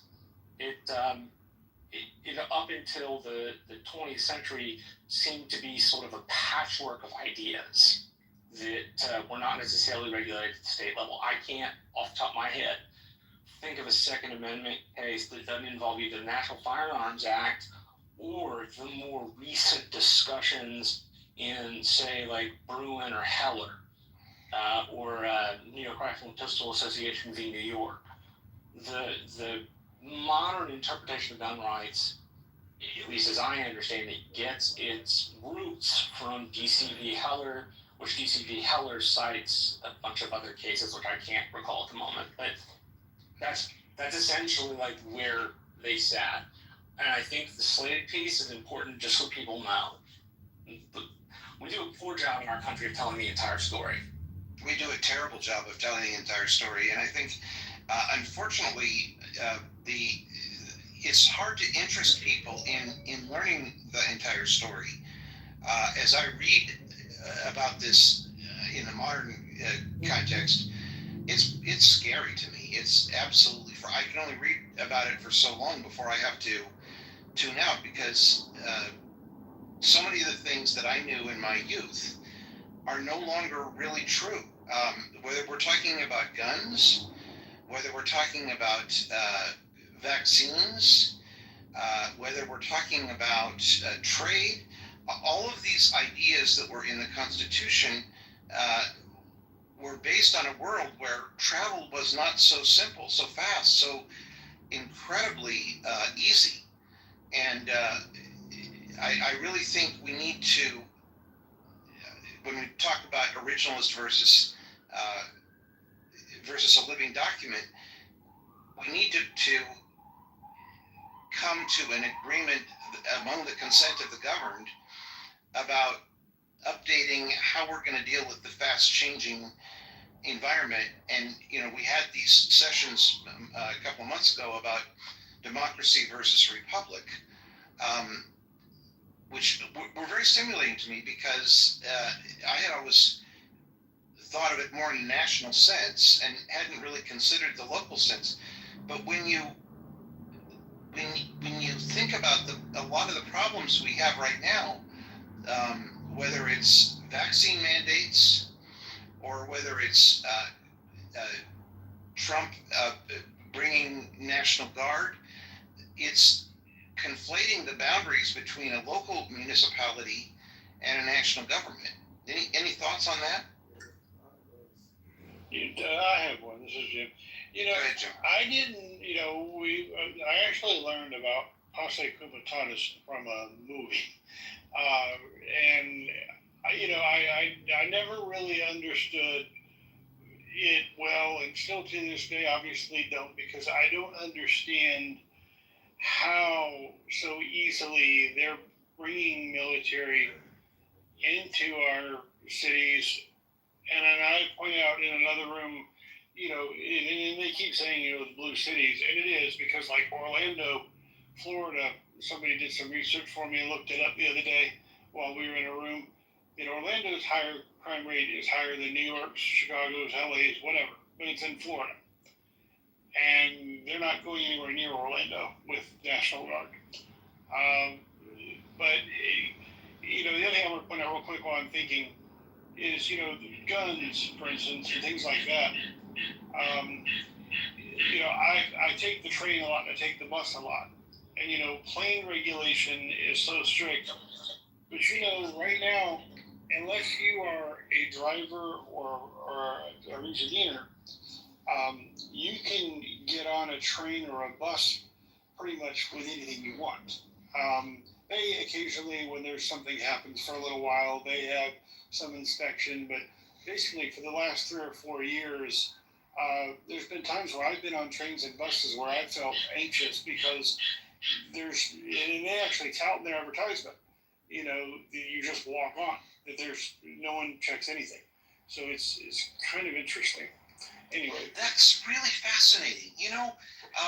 I hadn't thought about that, but the difference between obviously the risk in a plane where we have all of these inspections and the risk of getting on a bus or a train. And I got in Portland about 4 months ago. I got on the subway system, and these two people almost got in a fight right in the car where I was.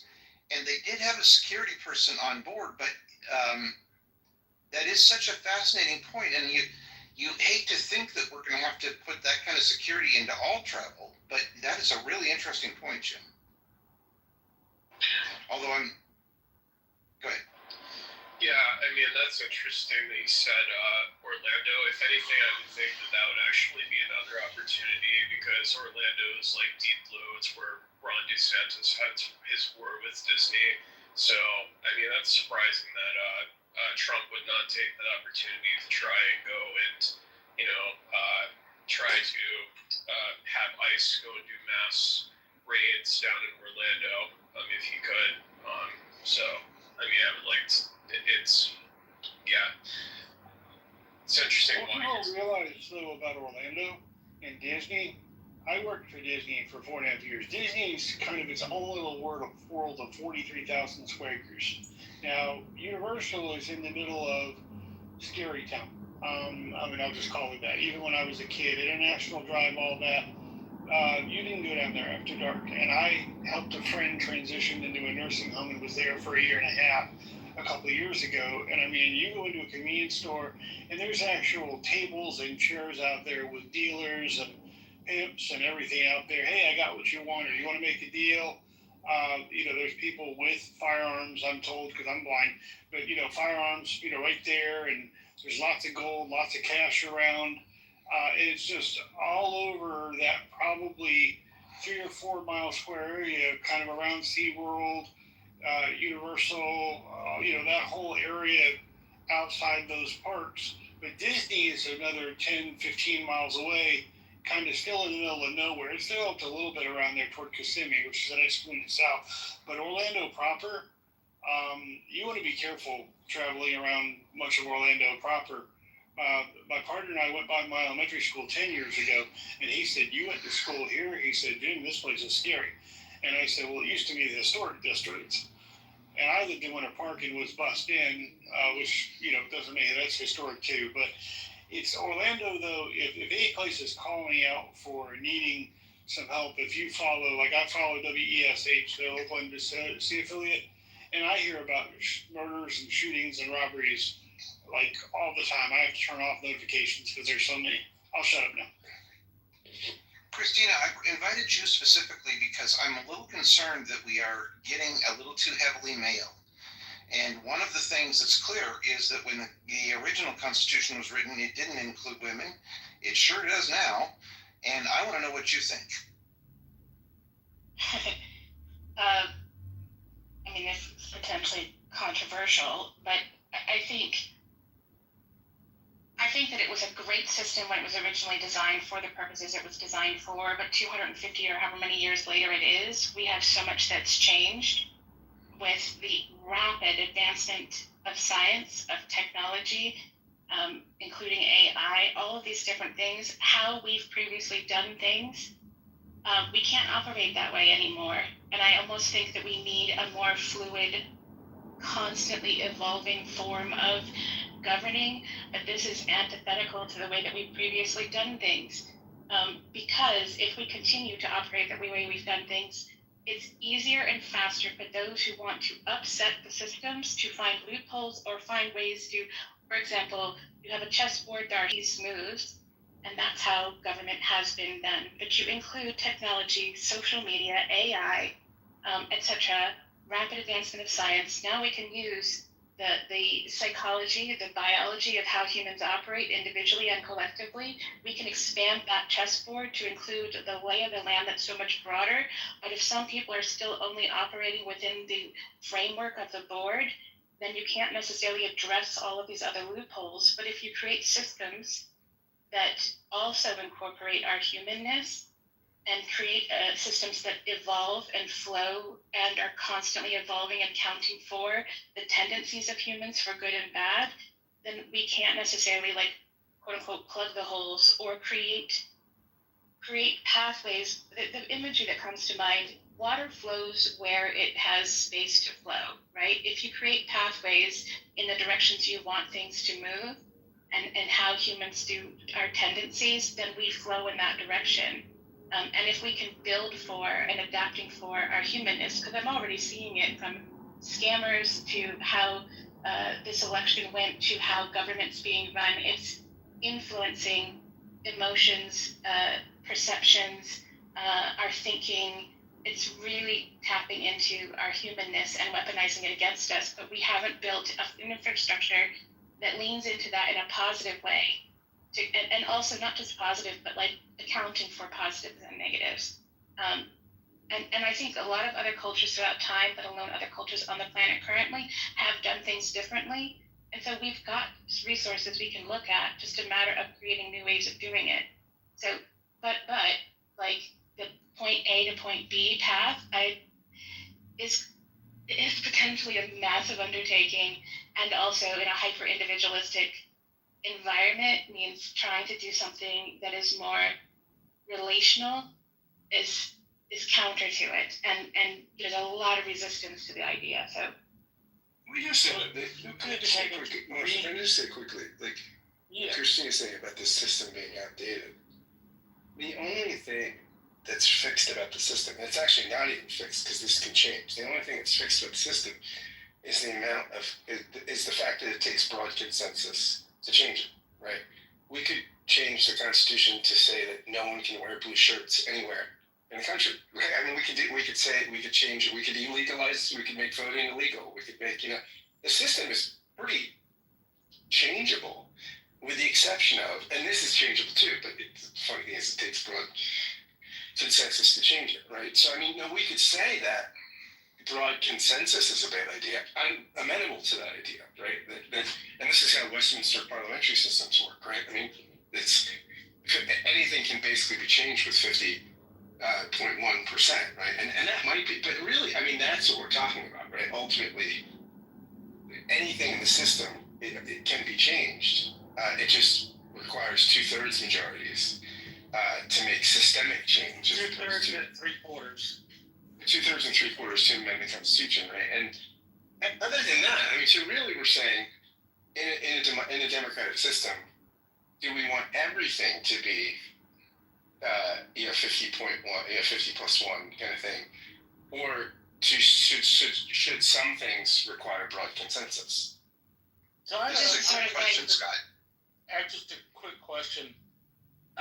Since we've been talking about the big ideas and the need to change systems, I was hoping we could then do a 10,000-foot view. Like, if you could change 3 things in the Constitution, whether it's part of the amendment process, whether it's a specific part of Article 2, Article 1, Article 3, or whether it's taking away some amendments or adding more amendments, when you say we should change, what are 3 of the changes that come most presently to your mind? This is great. Actually, I think that's a great question. Christina, before it gets away, you raised something, and Scott added to it, that I really think is worthy of discussion, which is pretexting. And I will respond to Marshall's thing as an example of how we can maybe talk about this. I have had twice in my life insurance licenses, and it's very clear in insurance that you are not allowed to pretext in any way. You're never allowed to pretend you're someone else. And I think the conflation of entertainment and politics is a dangerous place. And I'm not sure how to draw the line exactly, but I'm excited by the quality of this discussion versus what usually goes on Clubhouse. And I think it does show there is a hunger for some genuine discussion without it being all about entertainment. So I'm sorry, I'm rambling. To get to Marshall's question, I would, number one, make pretexting in any government sense illegal, and that would mean using bots on the internet. It would mean any kind of phone, auto, where they have auto dialers and it pretends to be a human. It would be any time that a machine pretends to be a human being. I would love to see that be illegal. The other 2 I would get to immediately would be, I think FDR had a really good idea. It was called his court packing scheme, but I think we need to talk about some kind of term limits on the Supreme Court, or some way of controlling that. And then, of course, I think obviously we have to do something about the Second Amendment, or we're just going to all be in trouble.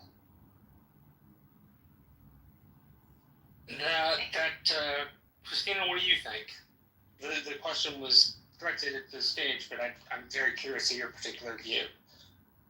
I'm still back a few comments, and so like I wanted to perhaps clarify or elaborate. Yes, please, before you get to mine, please clarify. I don't know. So I hear your point, Scott, about how we just need to have a certain percentage or fraction to make the change. But what I'm trying to highlight is that that's within the framework of the chessboard.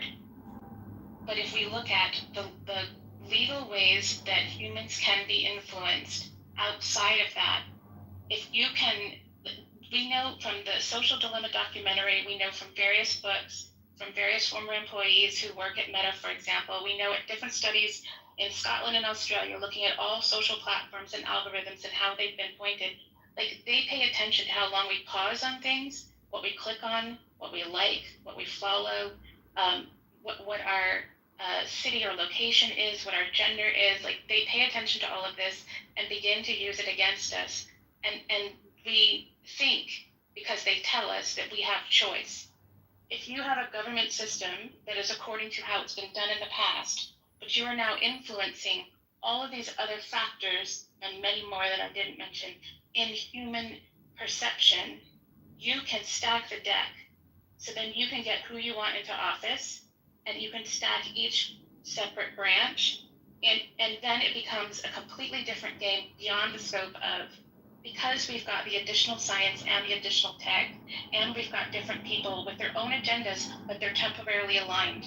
And if we don't account for all of these complexities, and we continue to use the system that was complex and great for the past, but is not complex enough for the complexities of today, it's like setting up a mill in a village way back. There were only so many factors you had to consider: resources to build it, where it would go, accessibility for people to come and use the mill, who was going to work it, etc. Right? When you create something today, it is a far more complex world. So there's so many more things to consider.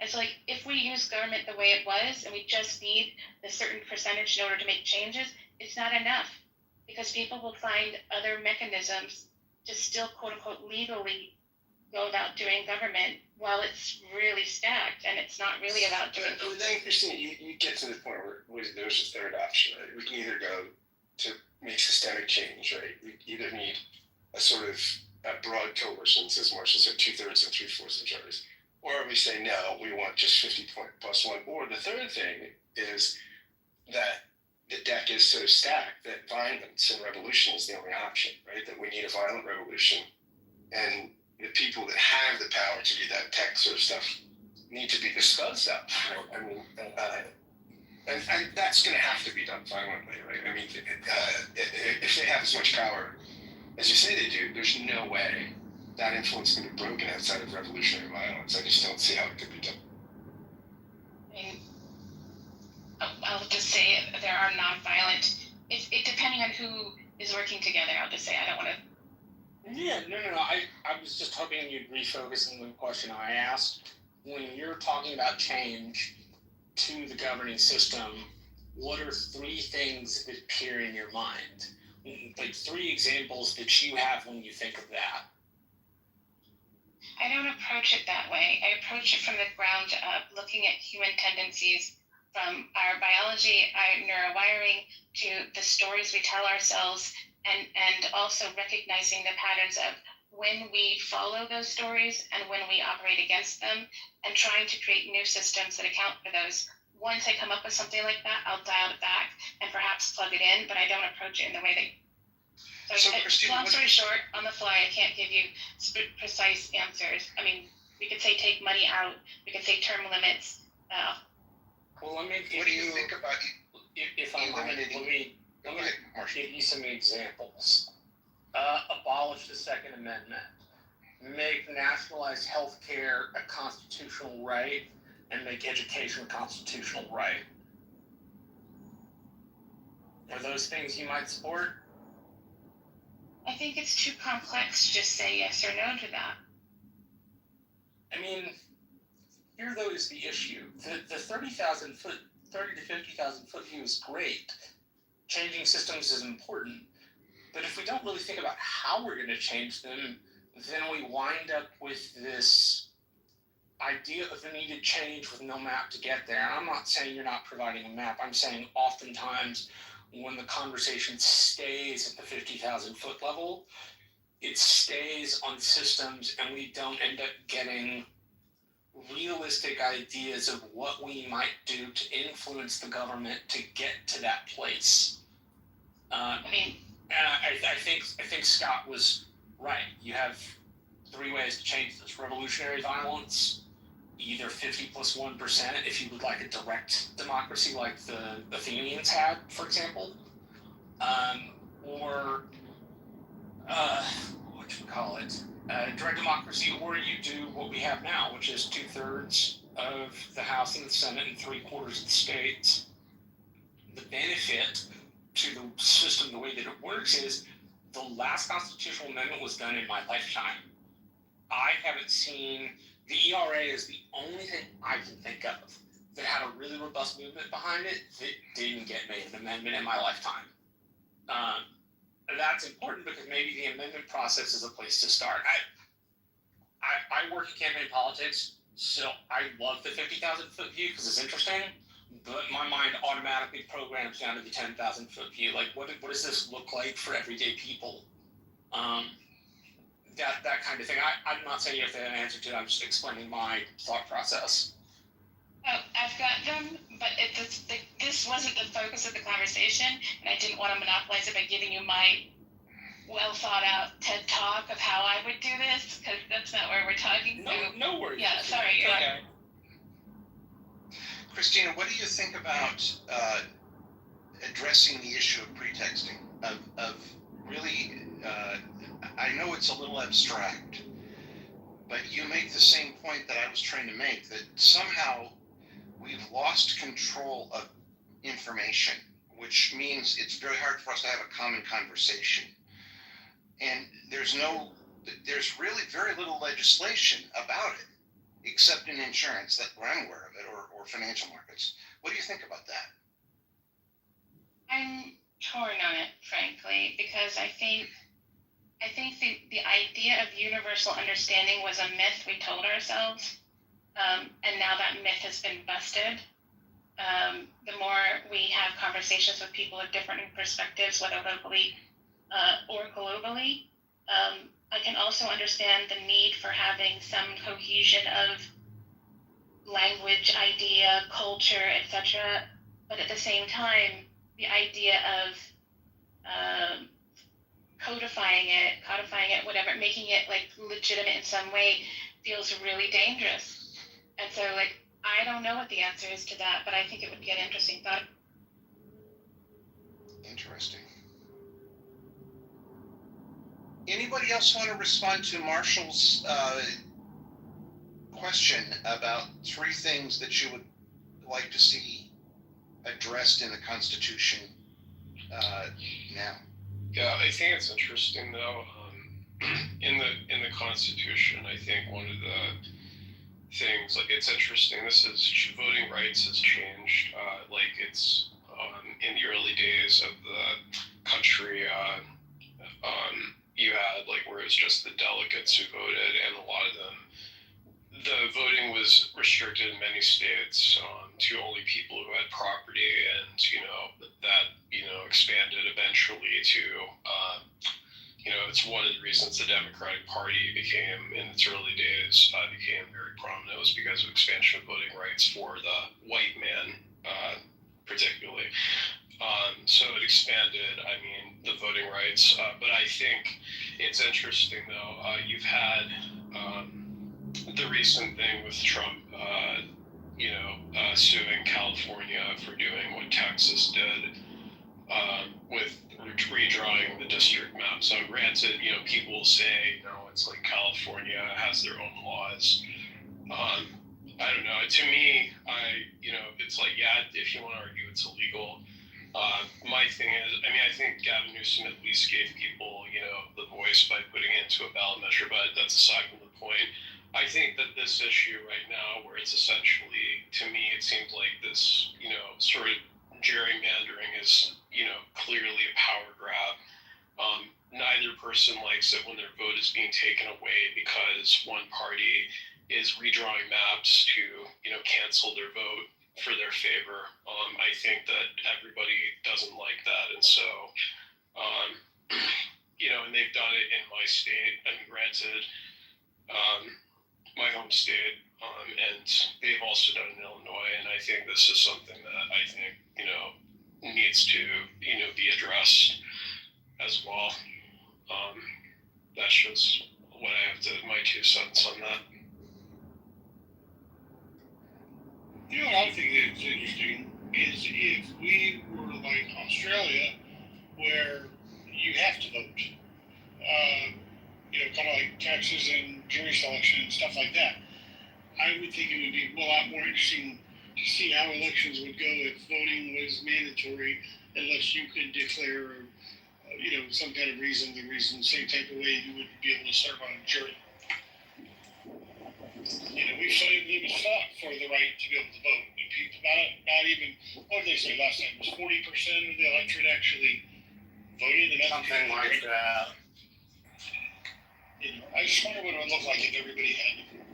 Scott, what do you think about that? What about if we made voting a mandatory requirement of citizenship? What do you think about that? Less people voted. That would be better. I think I'd like to have a basic citizenship test. We had to understand the system akin to like the test you have to take to be a citizen. That would be a great idea. Instead of just getting your right to vote. Then it's not a right. Then it's not a right, Scott. Scott, you mean What's like the lady that signed her dogs up to vote? That they just. There was a lady that signed her dogs up to vote. I mean, what I'm saying is everybody Or should the take. people that register to vote at the DMV that aren't citizens? No, what I'm saying is you should have my argument is you should have to pass to vote. You should have to pass the same tests that immigrants have to pass. Like my friend took it a couple years ago, and he was showing me the questions. Like the basic civics test you have to pass to become a naturalized citizen. You should have to pass that to vote. I got a better one for you, Scott. That sounds fascist and wacky, but I'm for it. No, did you see the test? I have to send this to you. That they gave students in, I think it was 5th grade in the 20s, and No, but I want to see that. Unbelievable. If you can try to get 50% of it, and I doubt you will. It's incredibly difficult, and it was the average test for it's either a 5th grader or a 7th grader in the mid 20s. It's amazing what we used to know. So, Abby, you are in favor, if I hear you right, I'm putting words in your mouth intentionally, of some kind of testing for people who have the right to vote. Is that fair? No, I'm in favor of people teaching civics again in school. I'm in favor, and this app, if it's taught me anything in the 4 years I've been on it, is how incredibly ignorant American citizens are of civics. And they used to teach it when I went to school in early grades. And it's incredible just the basis of how our government is established, our branches of government, who's responsible for what. I would make every American go to visit Independence Hall and see where it was born and why it was born. I mean, just in the chat now, people saying do not have equal representation from the smaller states. And people don't, I think, even understand how we formed as a union and why we had to give equal representation to all the original states. We would never have been a nation. Thank you, Marshall. But you would know that if you took freaking civics. But it's extraordinary to me. It's specifically the Virginia and New Jersey plans, right? The Virginia plan was prefaced on popular vote and proportionality to population. The New Jersey plan was premised on a place where the small states were equal to the large states like Pennsylvania and New York. And Georgia coming in. I mean, yes, ma'am. So there's so much to it. But Alan, to answer your original question, the first thing I put in the chat is I would get rid of the pardon, the presidential pardon. It makes no sense in today's environment. It didn't make sense once we formed branches of government and we created checks and balances. It made sense in feudal England, where there wasn't ability to have a check and balance, and the monarch or the fiefdom, the Lord had to get involved and have that right to pardon. But it makes no sense to me, and I think it's divisive. So that would be the first thing. I am thrilled to hear that. You and I agree. Absolutely agree on that. I completely agree. I'm so thrilled. I say that, although I question how I would have felt as a citizen if we went through a trial for Nixon, like whether Ford did the right thing when he pardoned him. So maybe maybe there's some form, but not. I would amend the Constitution to get rid of it. But that's the one time I understood it. But that's about it. Well, that is such a great example because I actually lived through that, and I suspect you're younger than I am. Oh, I lived through it too. We're the same age, I think. The other thing is the president has the right to declassify anything. So if Donnie has a moment and I go up to him and ask him where the most dangerous things in the United States are, he can tell me, and it's legal for him to tell me. Well, to get back to this with Abby, I think that at the time I thought Ford pardoning Nixon was brilliant. In retrospect, I think it was unfortunate because it set this incredible precedent that there is no punishment for bad behavior. And if there is one thing wrong with our culture right now, I think the idea that we can't agree on what is worthy of punishment, what is worthy of dealing with bad behavior is a real problem. I'm on the total opposite side. We're on the same page with this, Alan, and I think we've seen abuses of the pardon. I mean, and not getting political, left or right, but all parties have abused it, and I think it doesn't make historical sense. It made sense in feudal England. It just does not make sense now. I'm on the opposite side. In the Federalist Papers, they call it the benign prerogative. My theology is at the heart of it is a monergism of grace. I love public acts of extravagant mercy. And I think more pardons the better. I love pardoning. I love when people get pardoned. You're so Christian, Scott. Quit being so Christian. Exactly. This is total. This is 16th century antinomian Lutheran Christianity, and I love pardoning. Actually, I think I don't even know how to respond to that, Scott. And I will take those two Jewish rebukes seriously, though. No, we're an eye for an eye, Scott. Sorry about that. Exactly. And one of these is my rabbi down there. Yeah. You mean literally, Abby, when you say eye for an eye? I'm just quoting the Old Testament. We're playing with Scott. It's one of my two favorite testaments. One of my two favorite testaments, like Trump. I'm 50-50. Oh, Jesus. Yeah, but seriously, the reason I said what I said about declassification is he had an operation going in Mar-a-Lago in his party room while we were having, a military act overseas. And anybody in the club that just happened to walk in the room while everything was going on and decisions were being made, the Situation Room was going on right there. And I just don't see how in any sense of anything, how that could or ever should be constitutional. And I'm sure we agree with you. I think we agree with you. Denise, you've been very quiet. I would love to know what you think. Yeah, I think that to make any changes, I think everything has to be on the table, and that's very uncomfortable for the average American because we tend to romanticize the origin story, ignoring the fact that so many of our laws, our policies, our structures were predicated and built upon slavery. They were built with immoral baseline intentions. And so I think that this idea of anything being a sacred cow would have to come off the table. And so for me, what the first thing I would do is we have to to create a structural ability to revisit truth.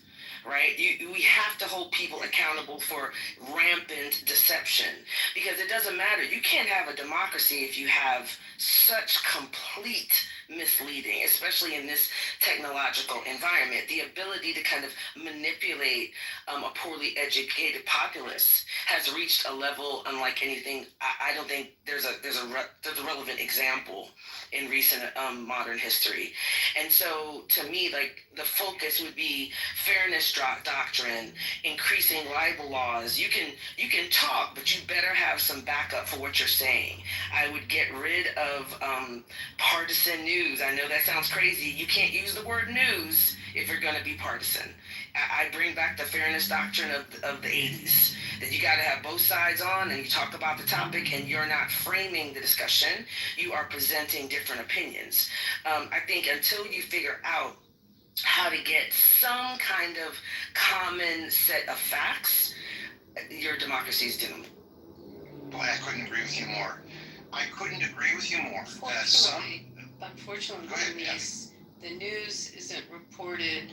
It's not viewed the same way it was viewed in the 80s. The ratings for people watching news the way we watched it in the 80s has changed. People, stations will get by with a 2.4 or lucky 3 on an evening on news viewing, when it used to be a 12 or a 15 share for each network. So in order to accomplish what you're saying, and I agree with you, I used to like to hear when they had the opinion piece at the end of the nightly news, and they said, this is our opinion, and they don't do that anymore. But you have such a change in how the media is generally and how people receive news, that I don't know how you harness that. If you had 3 networks like we had originally, you could, or even with the 2 big cables when they came in, but I don't see how you harness that now. I mean, I think you do it the way they did it. Yeah, like, I think if you make, for example, take Candace Owens being sued by the Macrons for saying, that she's a trans, like, you cannot say things that are not true. I mean, and that sounds kind of crazy, but that's how we did it for a really long time. The chicken, which came first, the chicken or the egg, was relaxing these understandings of what your ability to say Sandy Hook was staged. Like, these are recent phenomenon, and we're talking. If Marshall's question was pie in the sky, if you could wave a magic wand, if you could change things, what would you change? Would it happen overnight? No, but you cannot move forward. You cannot solve any problem if you do not have the capacity to get to at least a basic shared understanding of the right information. Then you can disagree about, red, white, up, down, purple, orange, right? But we can't even get there, because we are so mired in disinformation. And a good example of this that is not political is, think about how large language models work, right? So you have you go to ChatGPT and you say, what fund should I invest my Fidelity account in? What's the best, most profitable, safest deal? Well, if I own a fund, I just have to use AI to write 10 million articles that say my fund is the best. And now you are given the information that this fund is the safest and the best, even though that's not true. That, to me, if we don't figure out a structural response to misinformation and disinformation, I don't know how we move forward. So I can respond to the first part of what you said. The second part, I'm not technical, so someone else can. But with respect to libel and slander, our laws haven't changed. In fact, the leading cases are still the leading cases, whether it's New York Times, Sullivan, we can go through them. You still have the ability to sue under, for the disparagement. And if you're a public figure, it's still that higher standard. I mean, that hasn't changed. But what happens is that, first of all, the cost of litigation is so, overwhelming for people. And also, you often don't see the same amount of litigation, because the person that's harmed puts their whole person on trial. So everything about you, every email you ever wrote, everything about your life as the victim of the statement is now on trial. And you often see people will shy away from that type of litigation, A, because it's so costly now, and B, because of just what you go through to litigate it. But I don't think I mean, unless I'm wrong, I don't think that any of those big landmark cases have been overturned. They're still our law. But to the second part of what you said, someone else could probably have more info on that.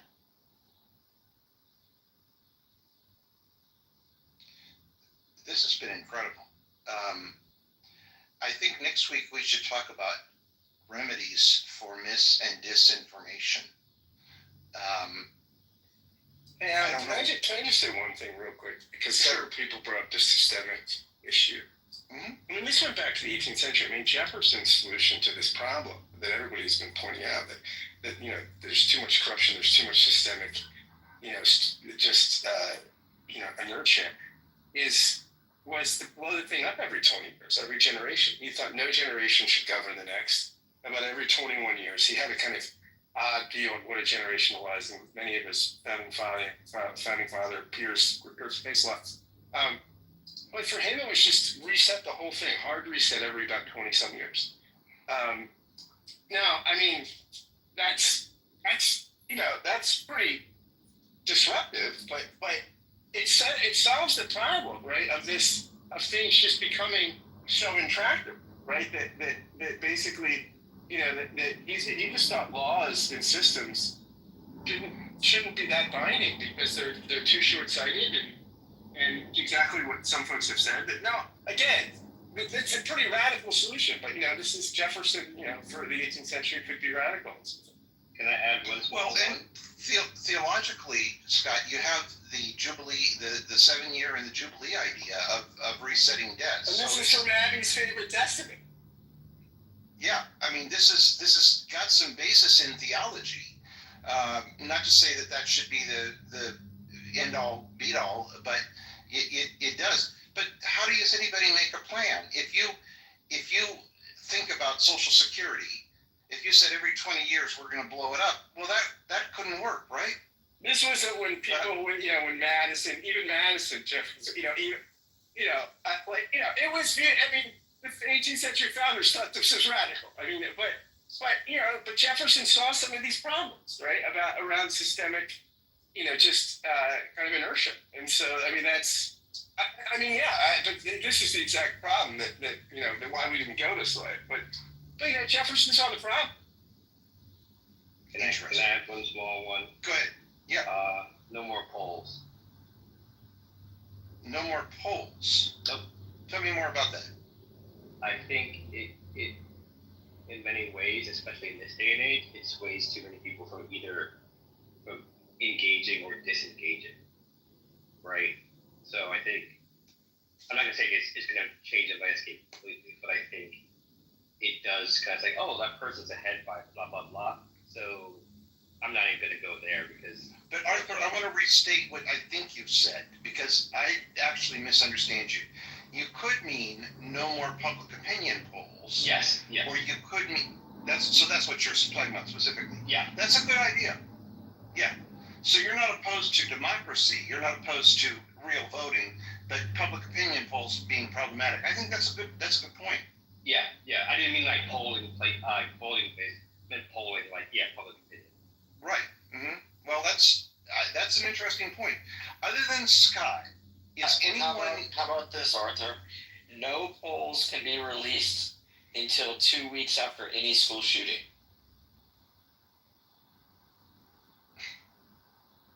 That's an interesting idea. You'll make the Republicans go crazy. What? Yeah, well, maybe they'll address the problem.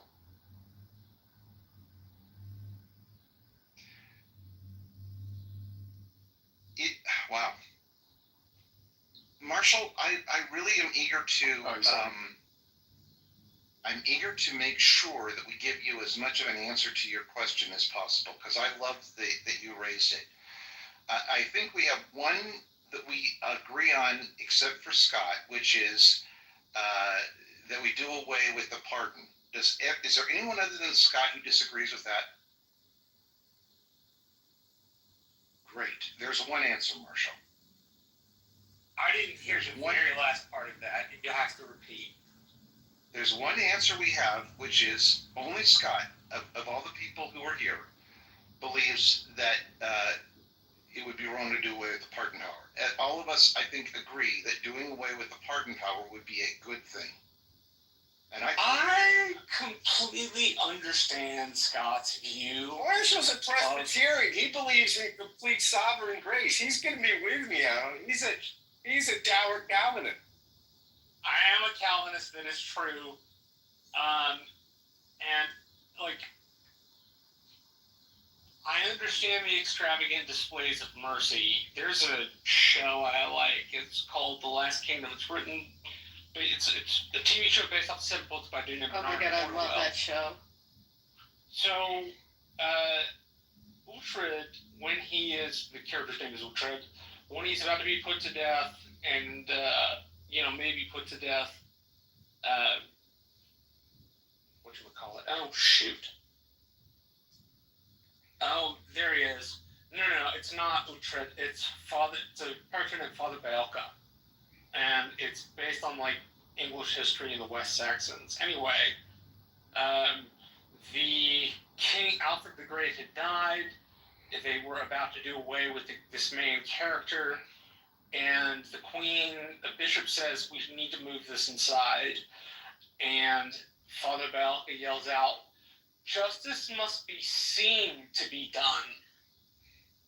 And there is a huge part of me that understands extravagant displays of mercy. I think where maybe Scott and I might depart is in the political use of that. The extreme displays of mercy to people who don't deserve mercy. But as a Calvinist, I'm not the person to decide who needs mercy. Yeah, but that's the Lord. I have a... Well, yeah, exactly. That's my point, too.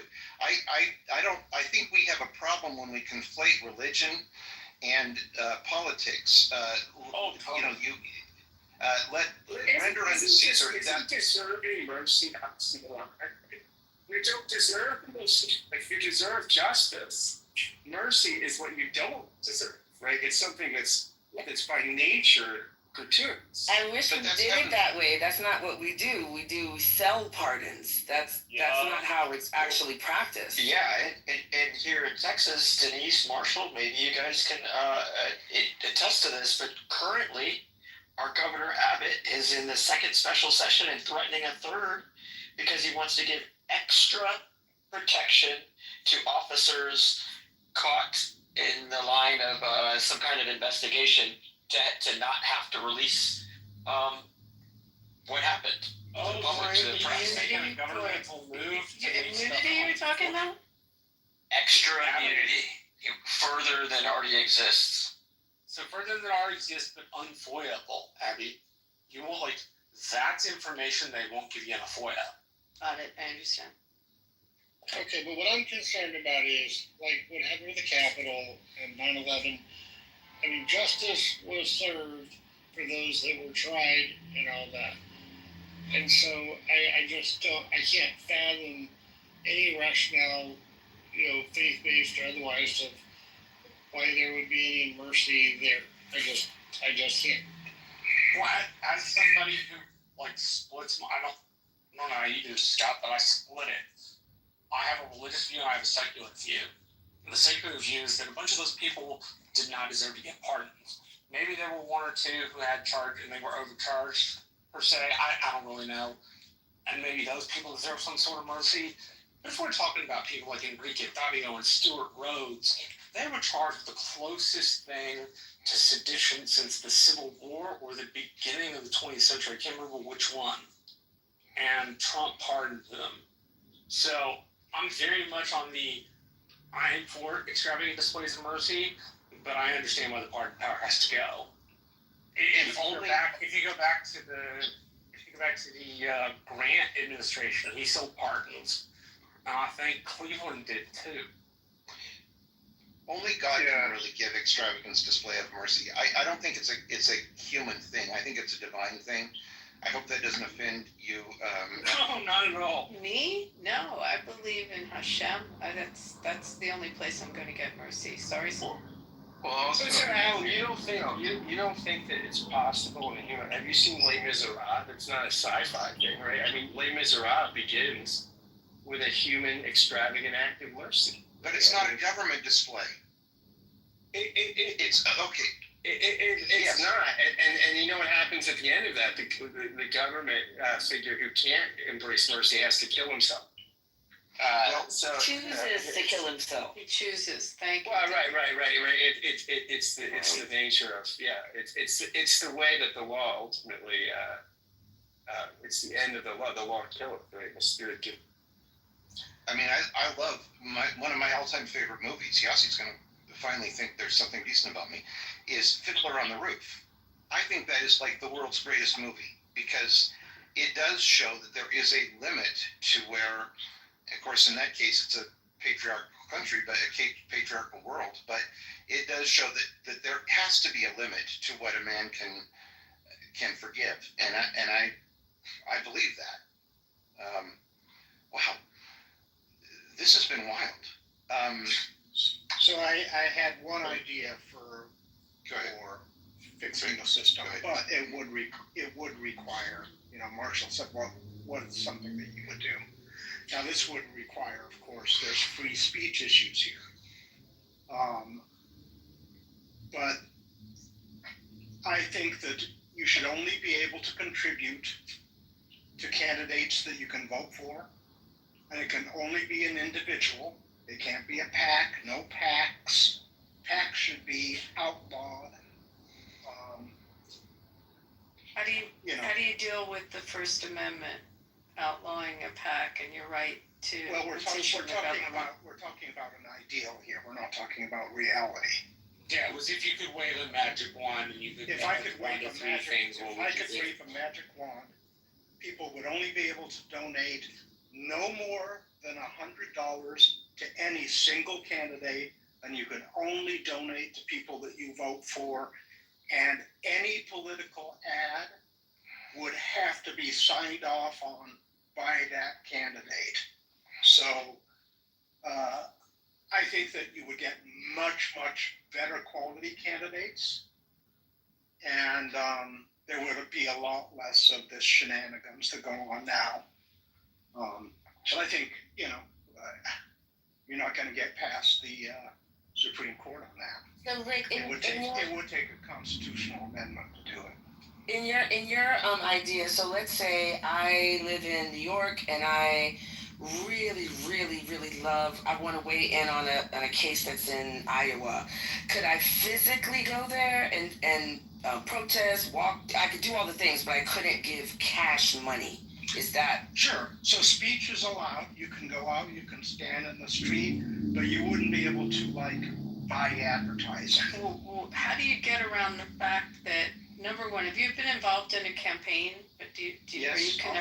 Okay, so you know the expense. So the last campaign I was involved with, my girlfriend was $21 million on her side alone on her congressional campaign. So your concept of $100 per person, I don't even know if she could buy an ad in the newspaper that people don't read anymore. How is she buying as a straight candidate and not PAC money, because that's like almost 8 times the price of what she pays? How is she buying any digital, any media buys? And how are the local TV stations going to stay in business if they don't have media buys from candidates? I mean, they live for the cycles. So, I mean, I'm just saying the effect that it would have. So how are we going to learn about the candidates? It could be done like how they do in England. So before we go down the rabbit hole, I want to get everybody to answer the basic question. My attempt is to connect 50,000 feet to 10,000 feet. That's the idea. So, Arthur, it's you. If you could change 3 things in the Constitution, 1 to 3 things, you don't actually have to say 3 if you don't want to. If you change 1 to 3 things in the Constitution and you weren't dealing with practicality, because we're going to connect practicality in just a minute in the discussion, but how would you change the Constitution? What would be an addition or a subtraction or a modification you might make? So yeah, the one I added was the more opinion public poll, and the second one I'm adding is that they should make it, I think like it's in the UK, candidates only run for a certain time, and it's with public funds for a certain amount. So you limit the amount of time that people can run, and then you just make it, I think that right there would eliminate so much. Interesting. Alex, are you there? I don't think I've heard you yet. Alex. Bueller. Somebody there? Okay. El Norma, wave a magic wand. You could change 1 to 3 things about the Constitution. What would you change? I clean up the grammar. Like for example, how does the second go? An armed Well-regulated militia being necessary and proper to the maintenance of a free state, I believe. Yeah, I would clean that up so that people can't argue that the first part of the sentence isn't connected to the second part. That's, off the top of my head. Sweet. I wouldn't ban alcohol, and then we wouldn't have to repeal the ban on alcohol. So now, let's try to take our adaptions and connect them to what we would need to do. We don't have to go too far down that hole, maybe like one step. So we want to do this, how would we get there? Because that's also an important piece in the thinking about the Constitution. And my idea in having this question in my own room about a week and a half or 2 weeks ago was to make people wrestle with bits and pieces of it. Think about it, consider what it could be used for, how you can improve it, that kind of thing. So we did the 50,000 foot thing. Let's connect it to 10,000 feet if we can. If it has to stay ethereal, great. But I get told all the time I'm too ethereal and I have to take it down to 10,000 feet. So anybody that wants to go, please, how would we accomplish your goals after you wave the magic wand?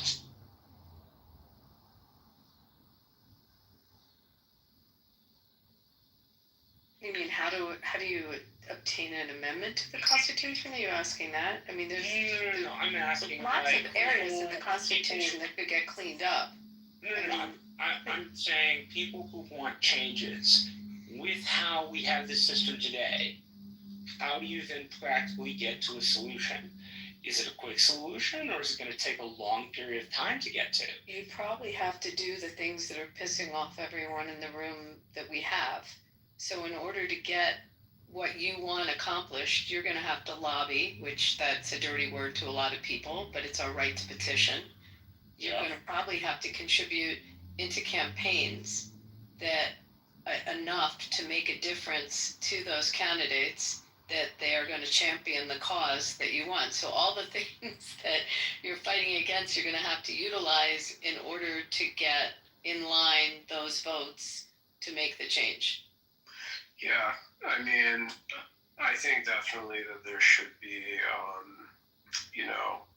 limits on how much you can donate to each candidate. Because, I mean, essentially, I think that's antithetical to, when people say that, you vote with your dollar, that implies that if you have more money, that means you have more power. And so that's why I don't think the government should be based on how much money you can contribute to each politician. So what did Harris get? $1 billion? How much did she finally raise? I think about it. She raised a lot of money. Like $1 billion. And I think it's corrupt. We haven't we're wandering down the rabbit hole without CM. CM, you haven't answered the question yet. If you could change 1 to 3 things, what would you change? About the Constitution? Yeah, man. If you could wave a magic wand, I'm asking you to sit at the 50,000 foot level. If you could just wave a magic wand and fix 1 to 3 things about the Constitution that irritate you, What would I almost wouldn't change a thing. The problem is that I mean, dude, our founding fathers wrote a nearly perfect, how they say, living, breathing document, amenable to be changed with the correct number of votes.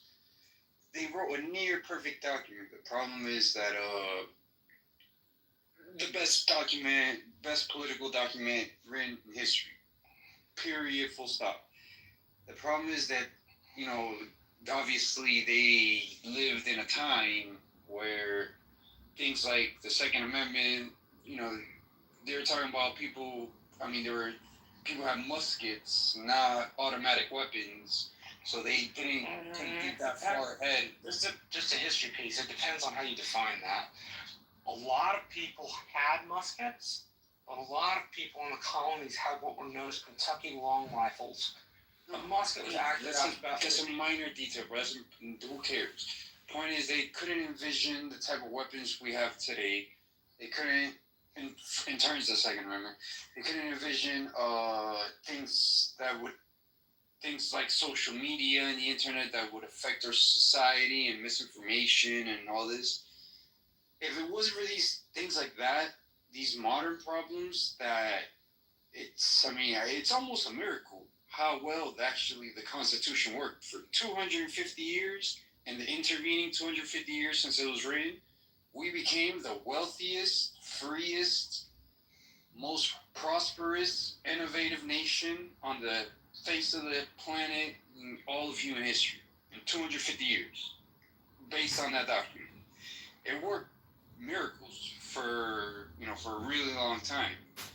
But yeah, the wheels are starting to come off because the world has just changed way too much that no matter how wise Jefferson and Madison and all these guys were, who are like my heroes, there's some not scientists. They're the other one, my other heroes that are not scientists. Except for they could only see so far into the future. You know, obviously they can never imagine anything like the internet or social media or anything. And so it worked. Like I said, it worked wonders forever. But for a really long time, made us the greatest nation on the planet. But it's but I'm gonna direct you just a little bit. It was gonna run out. I just want to say one thing. When we say what they didn't see and saw, if it's outdated, which it very well may be. I mean, the whole thing could be outdated. Every sentence, right? No. But it's interesting that really they thought the whole thing could be outdated. They didn't make anything sacred. Every single sentence in the Constitution, every single sentence could be deleted. The one thing that we're arguing about, I think, what it gets down to, is broad consensus to change it, right or not, right? Are these 2/3 and 3/4 requirements? I mean, we can make a change that no one can wear blue. We can make a change that says no one can make over $100,000 a year, and that anything over that should be redistributed to poor people. Any of that could be constitutional. Anything.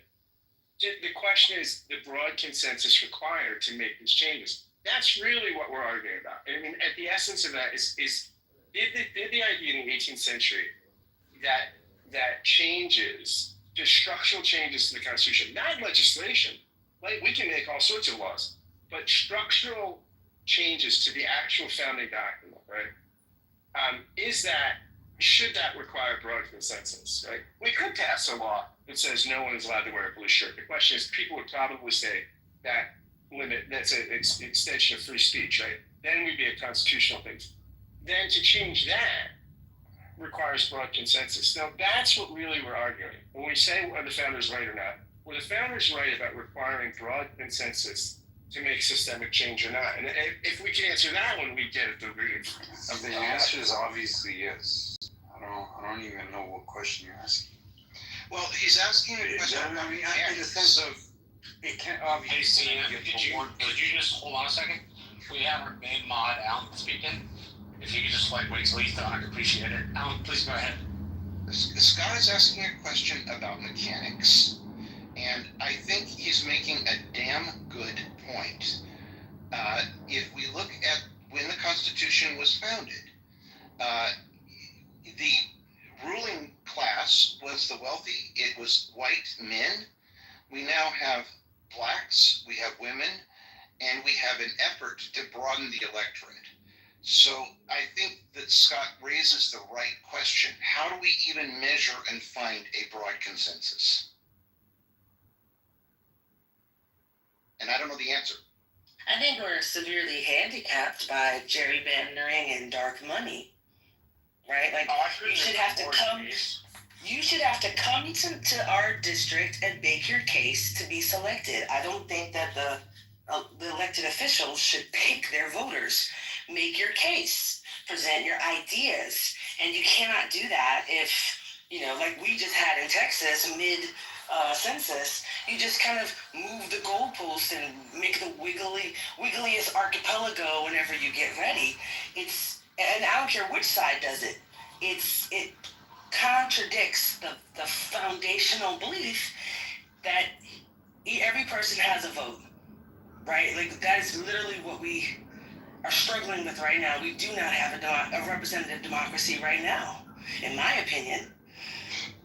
Yeah, Denise, do we even does everyone on the stage believe that everyone should have a vote? Do we all hold that in common? I think everybody who's we already covered it. We don't have consistent. Right, but then you're saying there should be a poll. People have already said a myriad of answers to that. What did you want? The answer was no. Should we?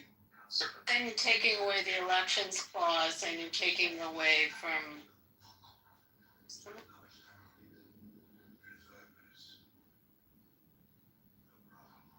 You're okay, Abby. I think she was talking about the elections clause and the time, place, manner clause. Time, place, manner clause is the thing that derives elections down to the state. There is a piece of the Constitution where it says Congress can step in and make a law. If anybody's interested, we have been using the pinned link of the National Constitution Center based in Philadelphia. The National Constitution Center is I think I'm going to repeat their credo just about correct. The only institution funded by Congress to disseminate information about the Constitution on a nonpartisan basis. Marshall, the director will be coming on the Devastating podcast in October. Jeffrey Rose will be my guest. It's the best place. Huge Brandeis. Shout out to Philadelphia for having it there, and it's absolutely a pilgrimage people should make. Go to the Constitution Center. I think this week, Abby, it's a spit out for Philadelphia, right? Excuse me? A spit out, not a shout out. Taylor Carter. Oh, yeah, good. I got you. All right. Provoke. So the point I was making was National Constitution Center's teaching resources are great because they give the median view, they give the left center view, and they give the right of center view. They have had in 2 separate years, Neil Gorsuch first be their honorary chair, and then the next year it was Chris Coons of Connecticut. And for those who don't know Chris Coons, he's served in Congress, I think, for at least 3 terms, or in the Senate for at least 3 terms, and he is a lover of the U.S. Constitution and the need for updating. He is, from what I could tell, somebody who genuinely believes that the document we use to govern ourselves is important. Never met the dude, but that's just an assumption.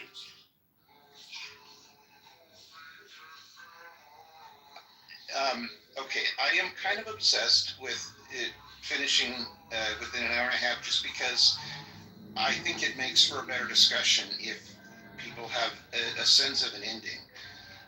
I really think this was interesting. I'm so thrilled to find that Abby and I have an area we can agree on. There probably are many others. I also am delighted that there was no pretexting today. I think I was thinking about this when I was young.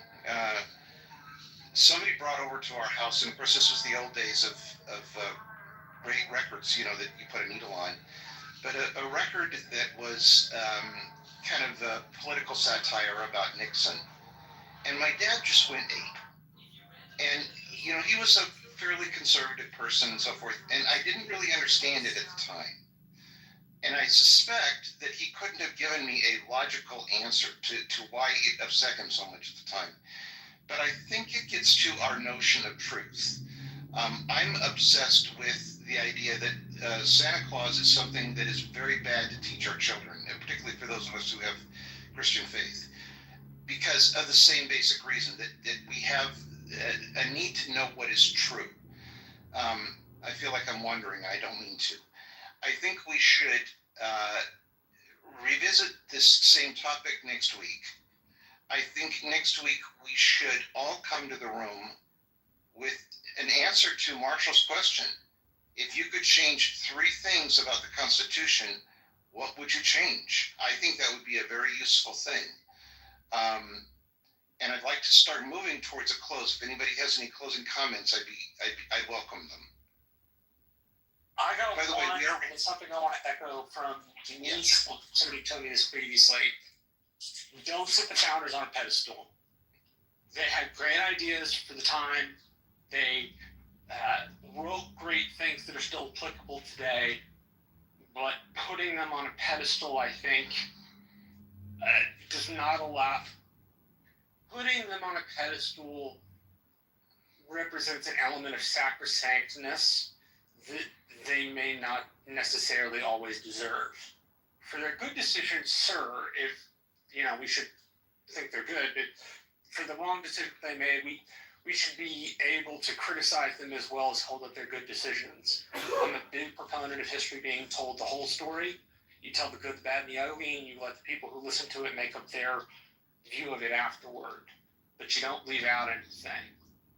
And so not having them on a pedestal brings them into the realm of being real people who you can criticize. And I think as somebody who too often myself sits the founders on pedestal, that it's really helpful when people don't do that. Marshall, I do have a question for you about the founding fathers. Yes, sir. Story. The amount of alcohol they drank the night before the Constitutional Convention, is that a true story? Yes. They drank a prodigious amount of alcohol. Nobody's saying the founding fathers are perfect. They were humans just like us. They were just amongst the wisest humans. Again, because think about what they were doing. They were trying to escape every shitty type of government from the old world, so from Europe. All these monarchies and authoritarian, totalitarian countries, and they wanted to come to the United States. They came to the United States. They wanted to build a form of government that was completely antithetical to everything they left back in the old world. And they did their best. They did their. Antithetical. Nobody's putting them on the pedestal as like they're perfect. They just did an amazing job. Hold on a second. Look at the country we have today. Hold on a second. The founders, in their own right, before they got to we need a different governing document, applied for the rights of Englishmen along the basis of the English Constitution, which was written with the Magna Carta in 1215.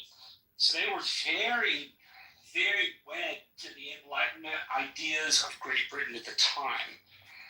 What they were fleeing pursuit from a lot of the time was an established church, and how a lot of the folks that were Quakers and more Puritan-y did not have the ability to freely worship because there was a state religion in England.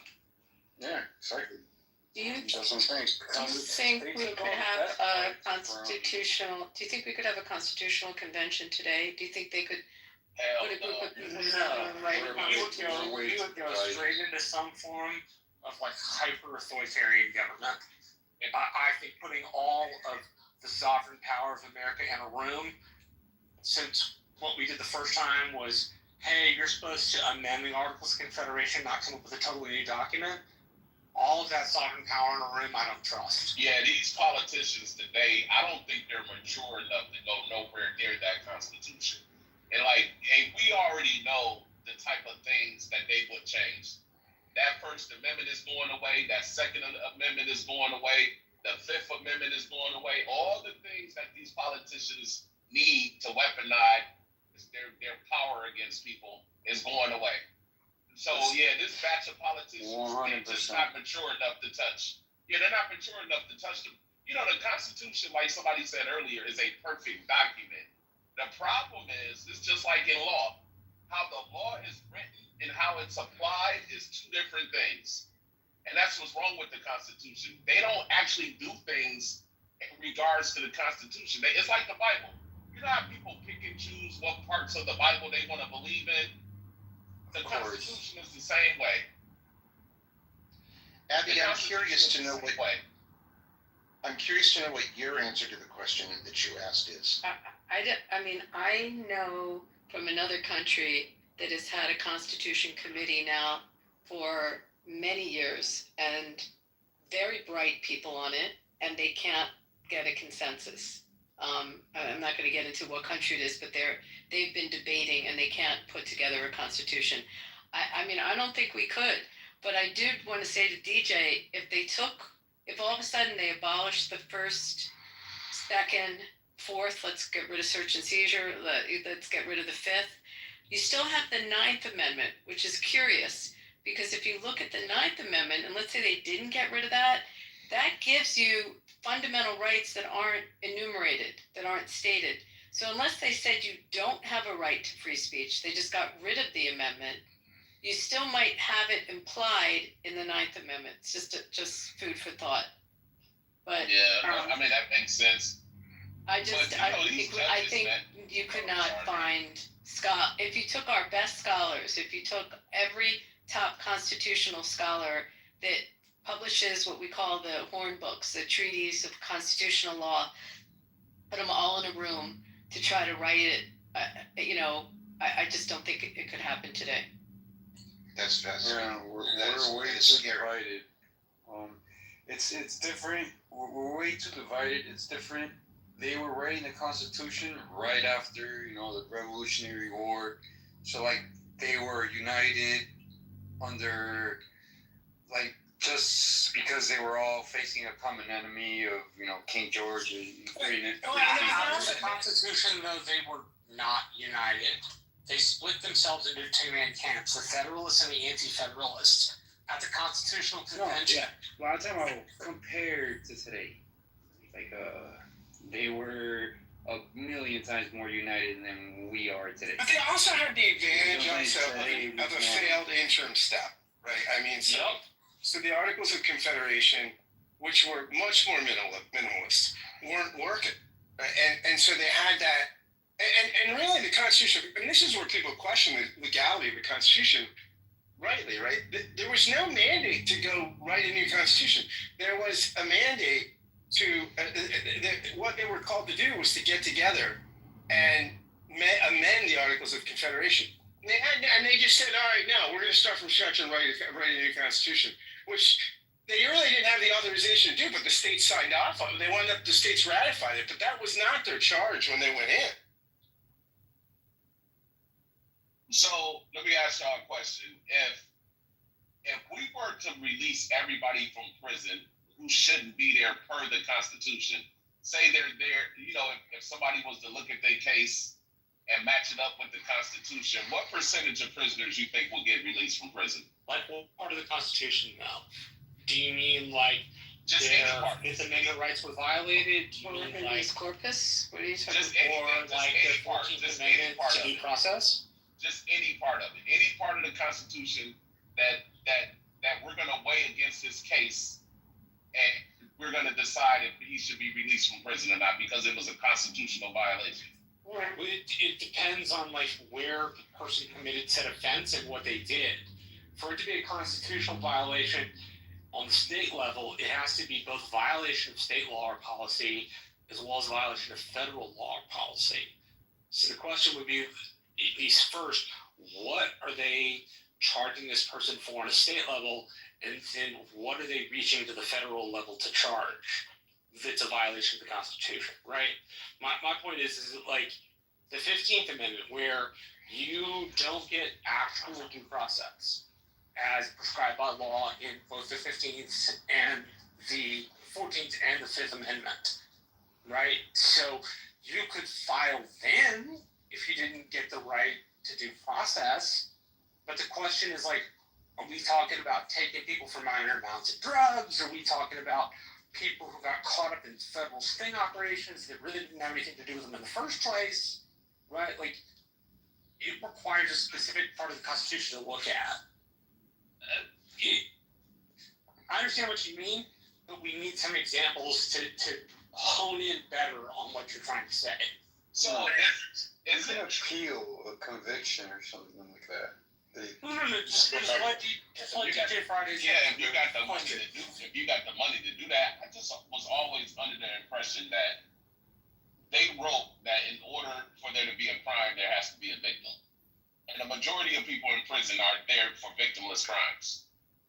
And then just all the other due process violations that come from judges and the DA. And people go to prison on that shit because they don't have the money to fight. You know, you gotta have money to do an appeal.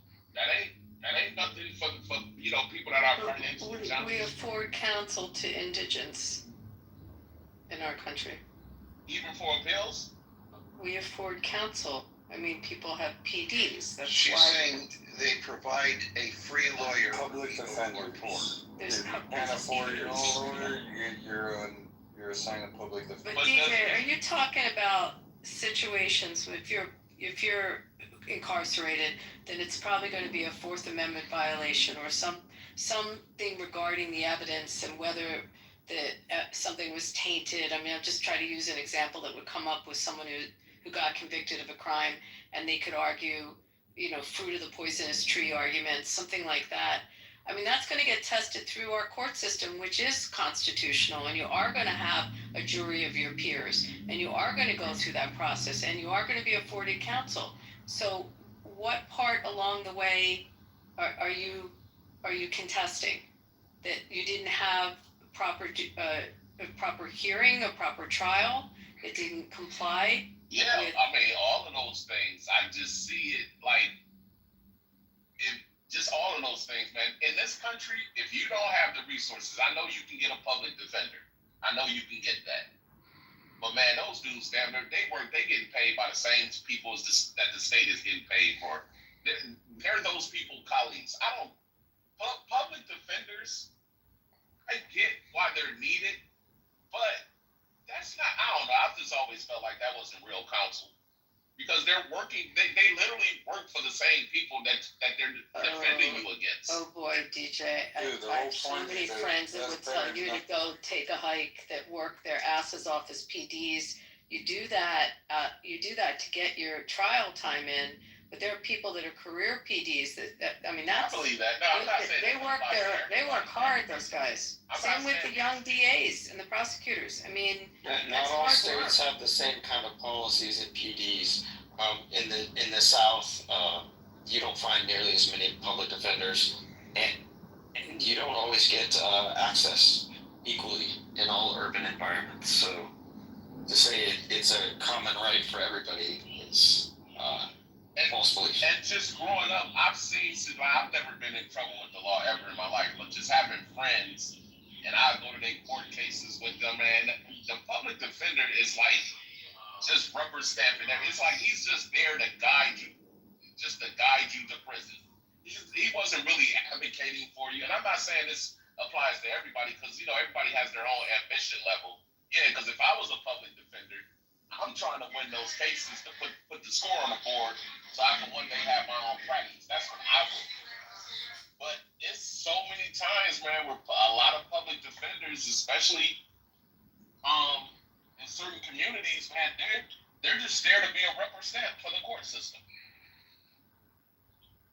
There's lawyers that are private lawyers that are full of shit.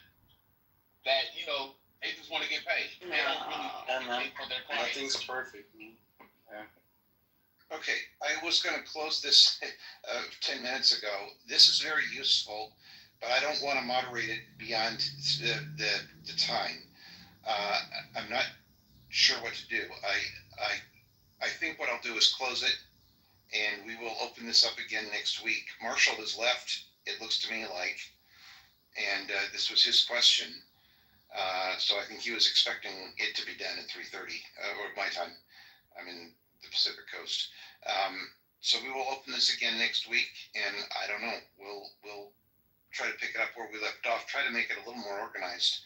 But I really appreciate everyone's participation, and I particularly appreciate that there was no pretexting today. Thanks, everyone. We'll see you next week.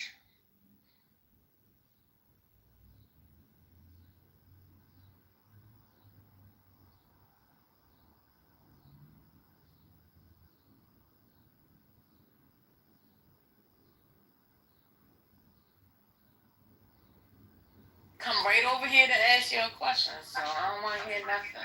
That's what my mom be saying. Quesadilla. You need somebody to translate? Oh, for homework? Yeah, for homework.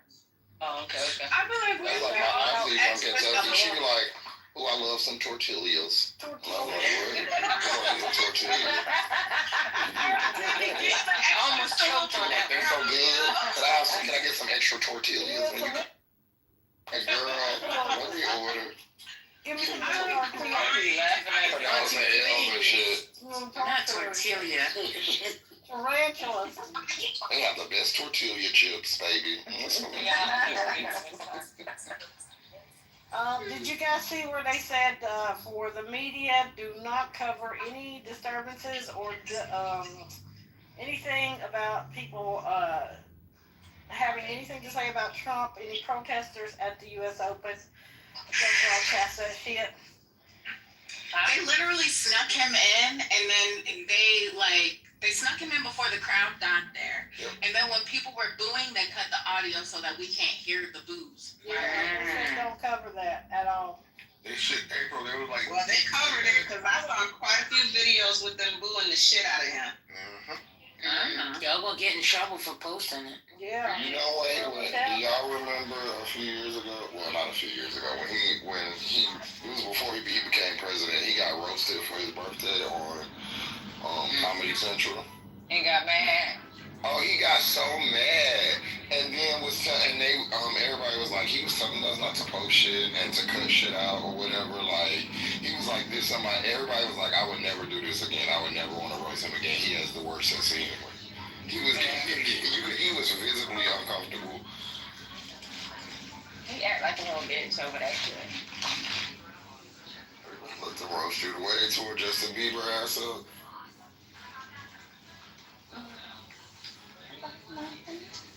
Hi.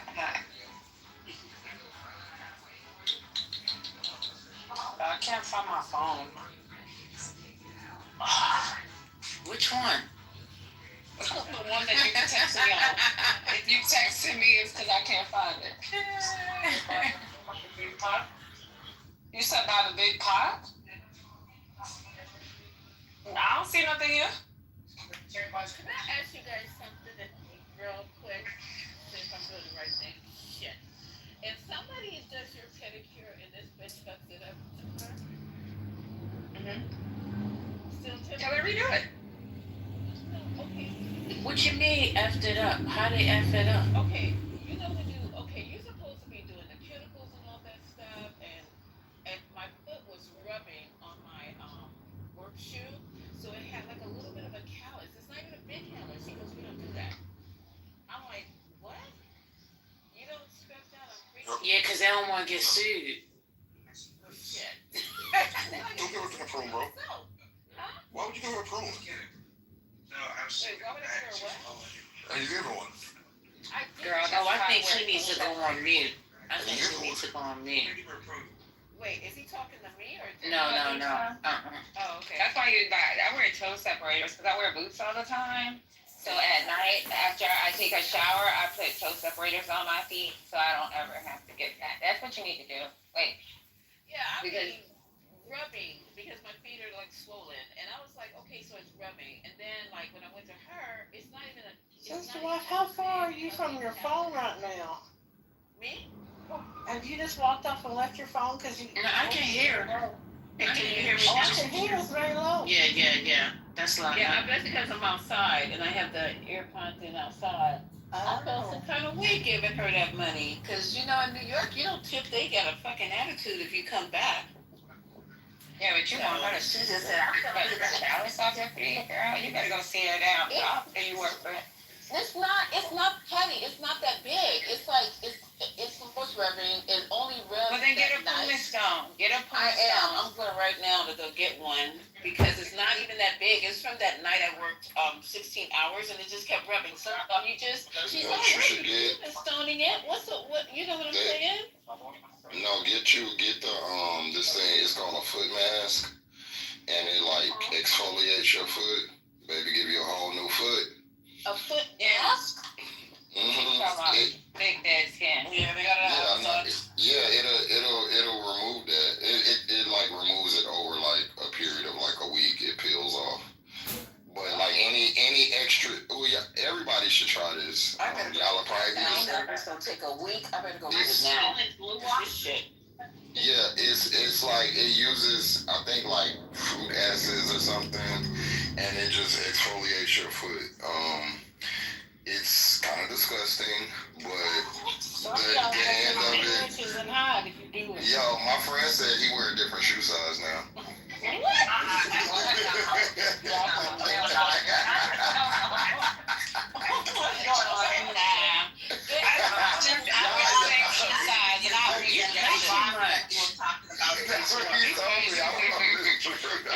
So his callus went down that big. He went down.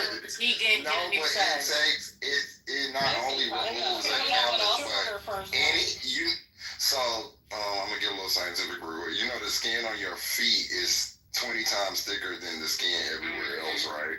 So any of you get a lot of dead skin on you, even if you don't feel it, you do. So like even the top of your foot, it peels all of that off. No, it's so cool the way it peels.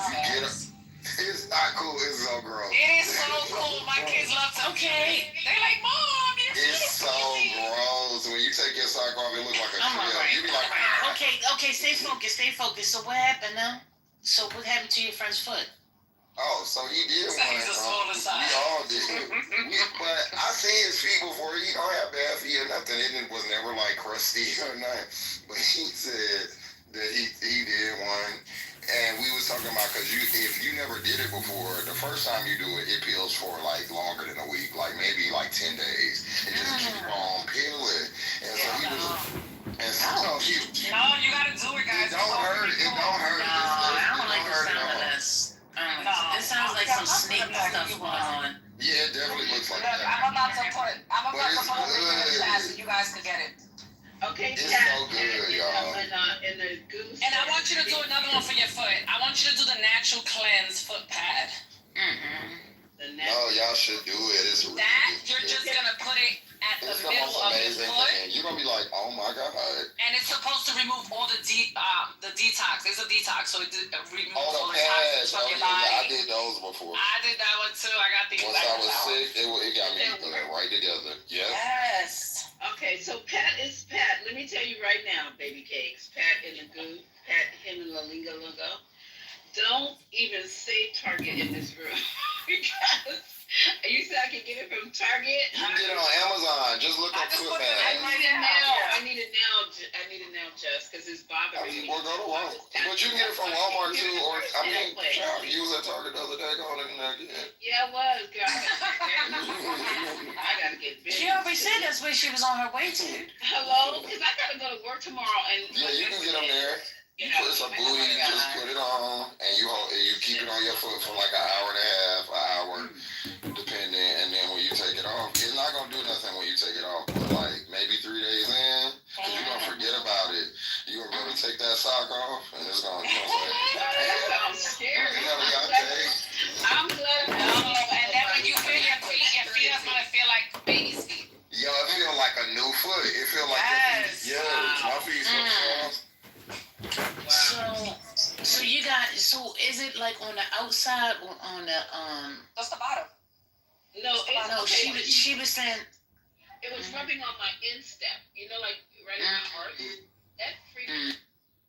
But a particular, I don't know, mod that was praised at being a good mod decided to be, for me at that moment in time, a terrible fucking mod, right?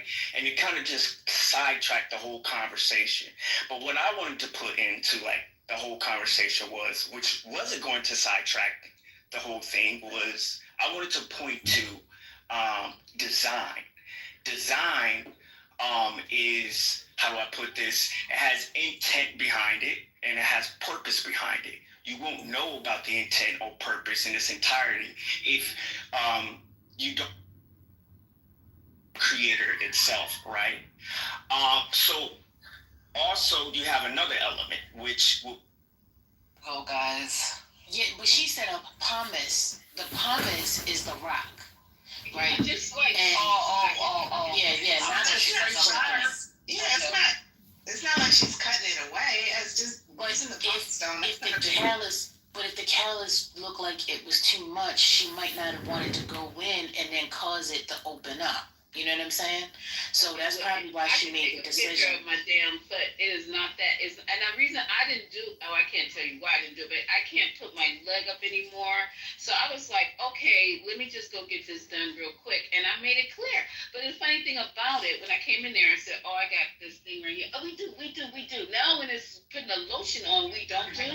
And then I got to the thing and he goes, you tip. It's like, I don't like that pressure. If I want to tip, I'm going to tip.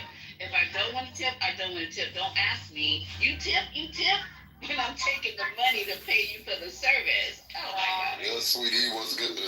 Like, You should have told him that. You should have said no because she didn't do my callus. I'm the only black lady in there. No, I stayed to because she did my callus. I just want to say something to my people. Yeah. Always. I found my phone. First lady, check your back channel. Check your text message. And Womack, you too.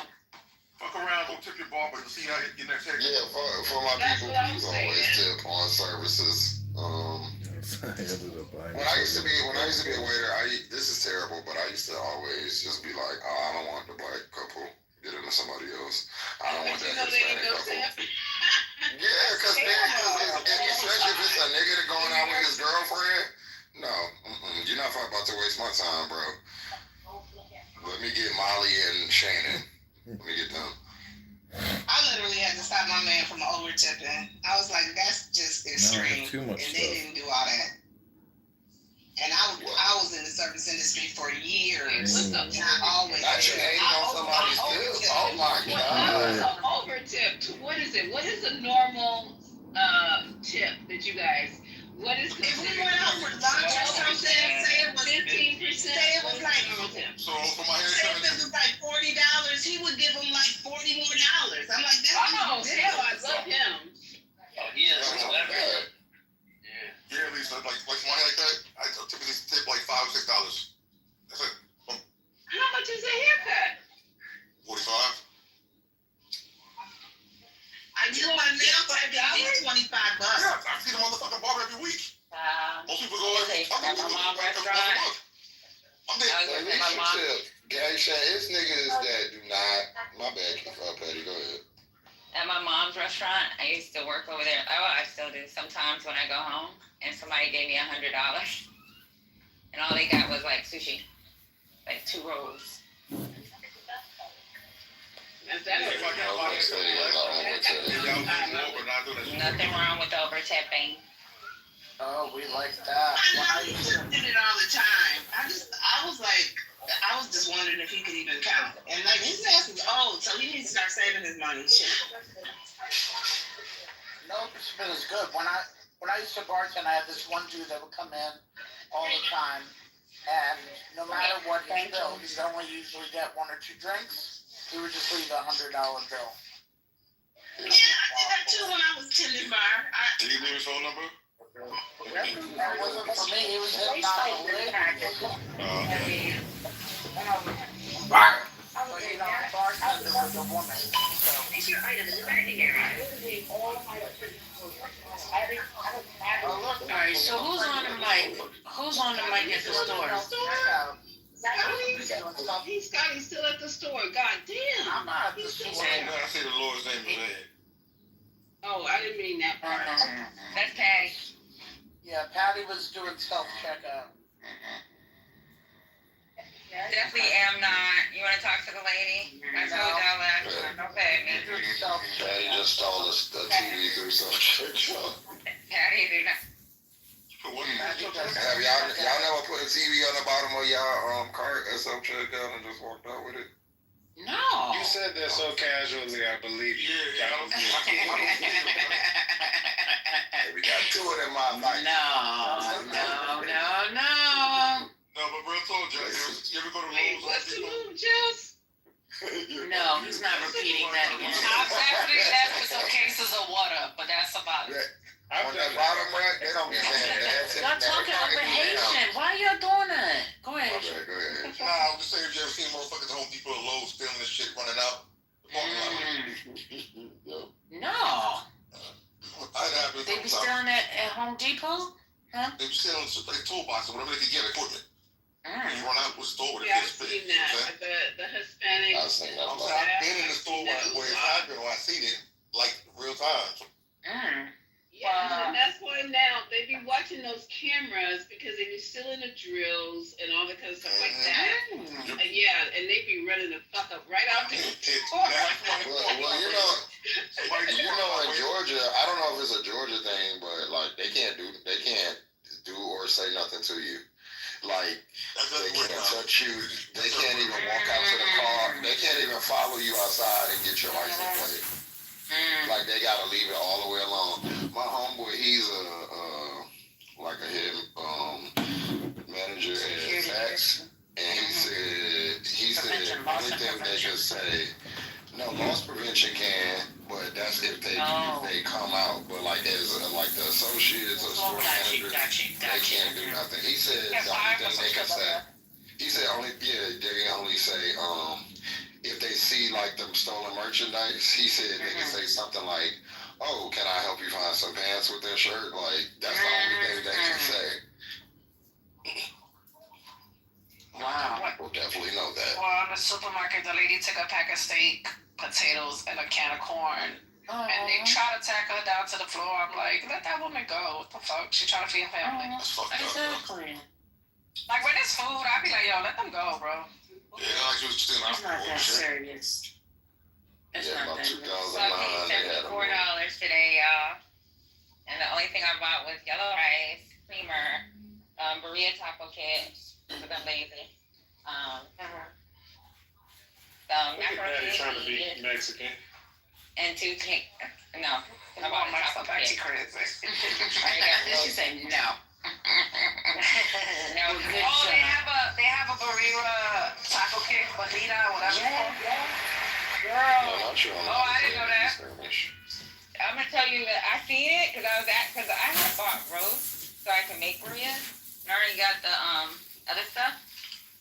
That's what I was gonna make for dinner tonight. I got the thing, and then I had. First lady, you didn't do me a shopping haul. Can you send me that video? Thank you. But yeah, it's by Old El Paso. First lady, you didn't hear me? Stop looking at me like that.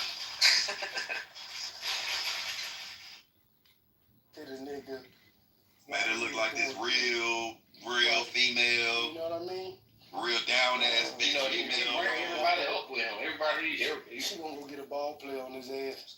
Listen, what that nigga said? What he said? He bring everybody up with him.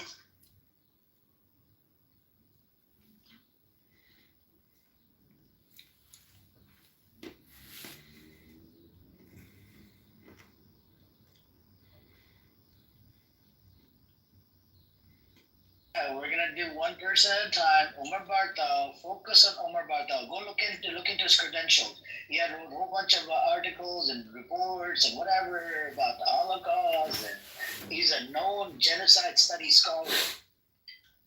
You know what I'm saying? And he wrote opinion piece in New York Times. He was given a chance because of his credentials to write opinion piece. What is a genocide? What is not a genocide? Literally, the fucking title of that article, it says, if it's a genocide when I see one. It says right here, I'm a genocide scholar. I know it when I see it. and look into the facts, look into the statements, look into the intent, look into all of that shit. Also, fucking Netanyahu. Yes, Dan, are you trying to unfuck Netanyahu, or are you gonna say fuck Netanyahu? I don't really care about Netanyahu. So can you say fuck Netanyahu? Stay with us. Give me a second, hold on. He's not gonna say it because it's gonna hurt his feelings. Oh my God, we got Raza Pahlavi coming up now. No, okay, Iranians always fucking fuck up the room. Not you, Americans. I'm talking about the Reza Pahlavi supporters. No, sir. If you give me a chance, Yes, sir. You fucking Reza Pahlavi supporter. Sir, I don't care. If you give me Reza Pahlavi, we need to coexist. Yeah, just start that. I didn't say nothing, guys. I said Reza Pahlavi is a bitch. He's a terrorist. Okay, that's it. Thank you. Can we fundraise tonight? That resistance is a brutal bastard. Man. Why? What happened? He's just too brutal. That guy's doing too much. Wait, hold on.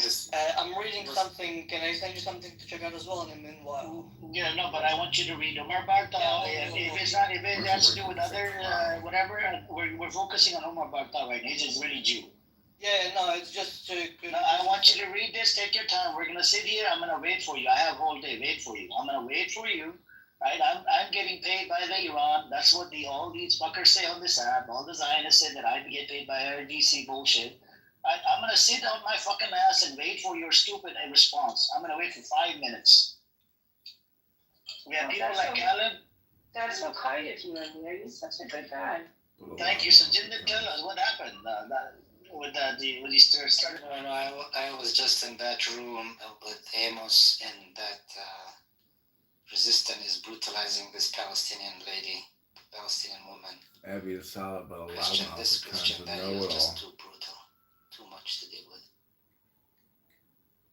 Oh, what's her name? Probably. She don't like Muslims. Let me see. Which one? Which Palestinian lady? Galilean, probably. No, her name is Caesar or something like that. Did she change her name? I don't know, but no, that's not Galilean girl, no. Okay, I read it. Bro, you within 1 minute you read it? Well, I was 30 reading since like minutes. you said. 30 minutes is all. Oh, that was It's only been 2 part of minutes. the book. I'm fast reader, alhamdulillah. At the age of 26, Wednesday, hang on, please. I just can't believe you. Oh. Anyways. Okay, I'm here. So, from what I understood, is that he's arguing that there is high destruction in Gaza, which basically qualifies for the whole or in part destruction as part of the genocidal convention. He says that he doesn't explicitly say, but he basically goes off the fact that Palestinian people are people, therefore like it qualifies for the people part. And then he says that the statements made by the Israeli officials are like kind of enough to infer like something, but not exactly the high special genocidal intent to like do the thing. So and it goes into the intention as well. Did you read the intention part? 400 out of 600. Let me see, maybe see, this is the problem when you're under the age of 26. 20 years old, it only took you 1 minute to read a fucking long ass article. This is the problem with these kids nowadays, man. These kids, I don't know. They want to come up here and freaking argue over genocide. On one side, this kid is going against the genocide. On the other side, the kids are getting genocided, but he doesn't want to stand up against the genocide. He's literally defending against what Israel is doing to them. It's okay. It's not a genocide. It's a part of the war. They're gonna justify it. It's disgusting. But scientifically, he's not ready, right? Like. Yeah, he needs to be age of 26. Well, we can talk to Pahlavi supporter. Hey, Pahlavi supporter, you want to speak? You support Israel? You are not respect my king and you don't respect King, fuck your king and fuck the terrorist king. So fuck you, motherfucker. Fuck that Iranian king, that bitch, Pahlavi. We don't have a king anymore. Pahlavi bitch. Okay, so basically, That's crazy. That's crazy. That's when I was waking up, I knew. I was like, get off, get off. What king is this guy talking about? I don't Where's know. the Pahlavi? Where is this king? I don't So see this flag, that shape, that flag that they have it on their profile, you'll see them in some of the Iranian room. They're the big supporter of Reza Pahlavi. This is like the old flag. You see what I'm saying? Under the king. They call him king. Still alive? No, his son is Reza Pahlavi.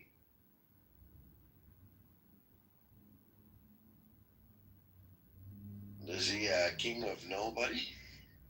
Like just in his basement? Like sitting on his lonely king's chair? He's going to be Dan's king. Dan, would you take him as a king, the guy that was just in here? But hell no. keep in mind, No, hell no. he'll do you dirty because he supports Reza Pahlavi. Amir. You didn't read it again. You didn't read it? You're not reading it. You're just skimming through it. Why don't you want to be a debate, bro? It's so obvious. No, he's just a kid, man. He's just a child. You used to see it in the Dava room. You know, remember in the Islamic government, some kids will come in. Debate. Yeah, they used to come in. He's just Yeah. debate throwing. Did you just fart? Did you just fart? He's really frustrated now, huffing and Oh, puffing. please don't fart in this room, man. Amir, We're sunshine. gonna need some air freshener. We need some air freshener. Sunshine, engage with me. Yes. Engage with me. Okay, so for special intent, he basically cited a bunch of public statements made by Israeli officials, which said that they advocate for harsh measures and like dehumanization. And then he basically like talked about systematic practices, pardon me, killings, forced displacements, destruction of civil infrastructure, blah blah blah blah blah blah, and said that that is unlikely without an intent to destroy significant part of the group. But then the important thing for the Genocide Convention is that he said that the actual special intent is very hard to prove, which is one of like the more critical points for the whole thing. You do realize that? It's easy to prove based on the statements, Dan. You didn't read that part, okay. I did. Can you read something for me? Amir, can you read something for me? I'll just send you a link quickly. Hang on. Let me go over this article because we need to dive into this article. This is from New York Times. Alright, he goes, what I fear in the aftermath of Gaza genocide, it will no longer be possible to continue teaching and researching the Holocaust in the same manner as we did before. Because the Holocaust has been so relentlessly invoked by the State of Israel and the defenders as a cover-up for the crimes of the IDF, the study and members of the Holocaust could lose its claim to be concerned with universal justice and retreat into same ethnic ghetto in which it began its life in the end of World War II. So, my friend, he's calling it genocide all over that fucking article. I don't know what you're talking about, man. Well, yeah, he's citing public statements made by officials, but that's not good enough for the high intent, like the special intent. Literally not. Yeah, and he even says discrediting genocide. So the scholars who call out Israel genocide in Gaza as anti-Semitic threatens to erode the foundation of genocide studies.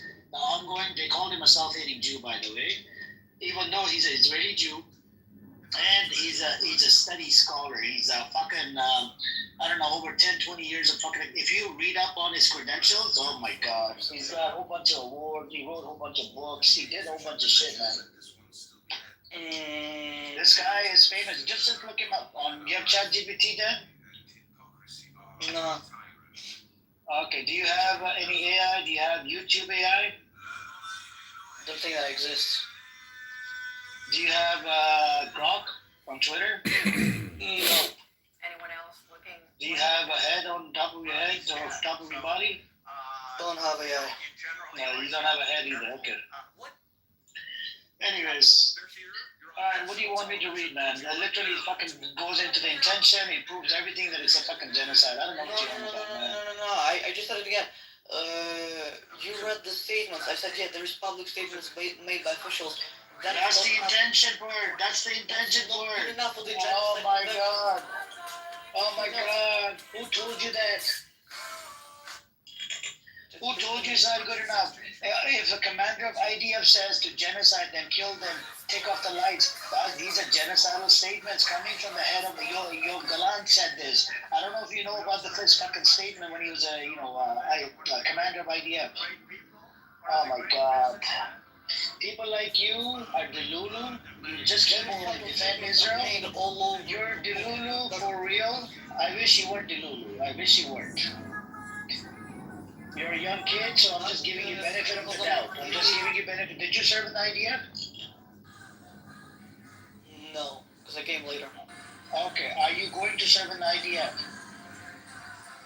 Yeah, maybe probably later, yeah. Okay, don't do it. Otherwise, I'm going to call you a baby killer. Okay? As soon as you serve in the IDF, the name goes out to everybody. It's a fucking baby killers. Alright, and you know what a baby killer is? That title is really, really bad, and it's gonna trigger the fuck out of you. You become a baby killer. So when you go, instead of serving in the fucking IDF, go serve in time in the jail. Okay? Don't serve in the IDF. What? You agree? Capiche? You agree? Hell no. You're not gonna agree with your pro-pally brother? You're not gonna agree. You're gonna hurt my feelings. Where are you from? It doesn't matter. I'm in California right now. Are you gonna hurt my feelings by not conceding that you're not gonna serve in the IDF? You have to make this promise.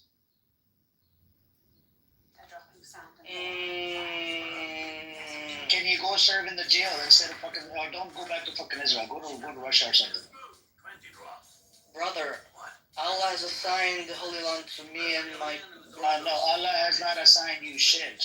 Allah subhanahu wa ta'ala has said, you have spread corruption on the land, killed multiple prophets, broke the covenant. This is mentioned in my book. And even in your book, you killed multiple prophets and did a whole bunch of crazy shit on that land. This is not a holy land. This is a man-made land by who? By fucking atheist, agnostic motherfuckers like Theodore Herzl, Ben Gurion, Eliezer Ben Yehuda, Jabotinsky. All of these founding fathers were the one behind it, creating the state. They were motherfucking atheists and agnostic. This is not, God did not give you this land.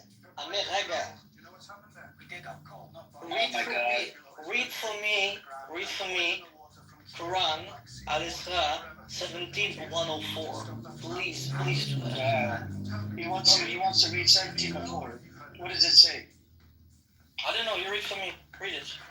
Wow, he's bringing up Quran. Okay, I hope he knows more about Quran than I do. Quran, chapter 17. I know that the Quran is true for you. It's the word of Allah for you. Alhamdulillah. Alhamdulillah, okay.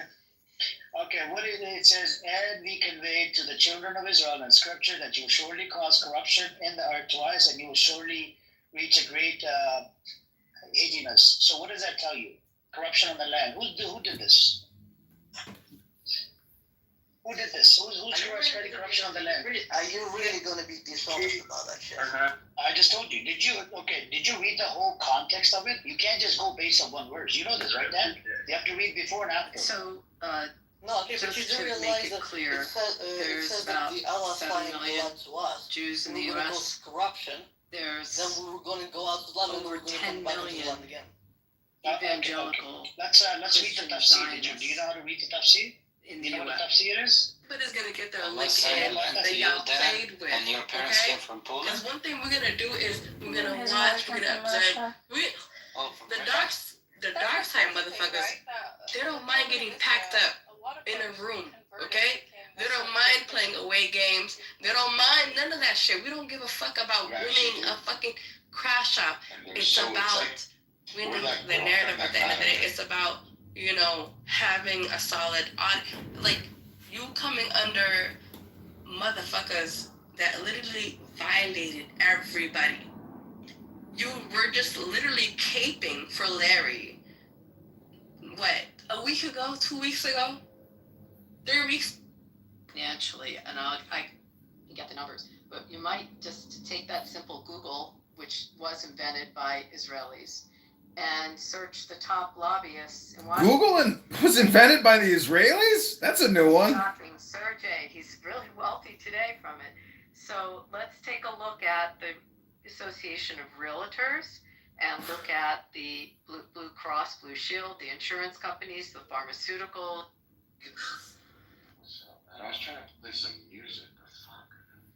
I want that good music time. BB, you did a great job last night. I mean, you know, you forced the positive. Congratulations. I tried, man. Thank you. You know, I can prove to people that Israel loves peace. They just have to read the Tanya. And if you read the Tanya here on this app, you can prove to these deranged, psychotic, probably depressed people on this app. I just listened to Amir's room for an hour. He's a neurotic. He hate, you know, you can just observe these people. They don't change. And they're just doing, it's like a show for them, but it's not educational. So where does that take you? It takes you nowhere. Yeah, it's that word, echo chamber. And then there's a new contestant every week that Amir will showcase for a week, and then that person will talk out, and Amir will be like get into a fight with him, and the guy moves on. Last week it was Rolf. This week it's just somebody new every week. It's the funny shit, and it's so predictable what to do. It's just so predictable. It's a group thing. It's a complete group thing. And can I say a circle J also? As a lady. Yeah, you're right. Well, this book I have, Meditations by Marcus Aurelius, the former Roman emperor, he says, throw your books away lest you die murmuring. And I'm thinking like, you know what? Books are what can set us free. Clubhouse is what the murmuring is. Yeah. So, Michelle, the guys circle J, and women twiddle B, twiddle bum. It reminds me of this documentary I saw recently where they interviewed like different tribes in Africa, and most of them claim to be the forgotten Jews that didn't go to Moses out into the milk and honey, the promised land. They are those type of people. I'm convinced.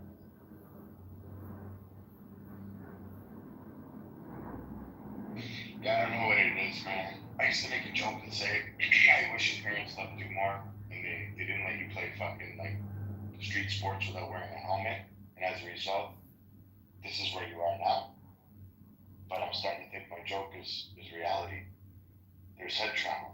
There's some type of trauma that happened, and some people come to Clubhouse because they want to, you know, communicate, make connections, have some proper discourse.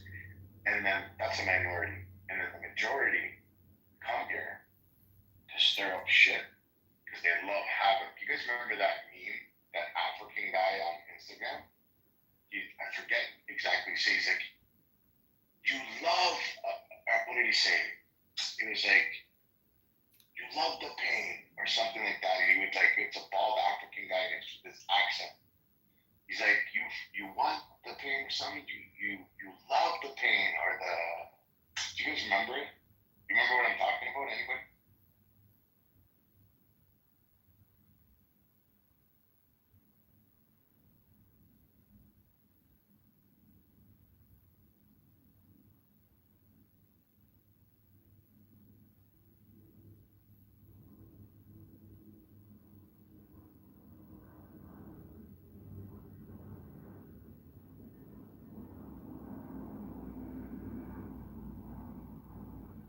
Nobody remembers that guy on Instagram, Facebook, Twitter, maybe TikTok. All you want is pain. You love the pain, something like that, he would say. I don't know if that word is pain was what he's saying. Anyways, all they want is stress.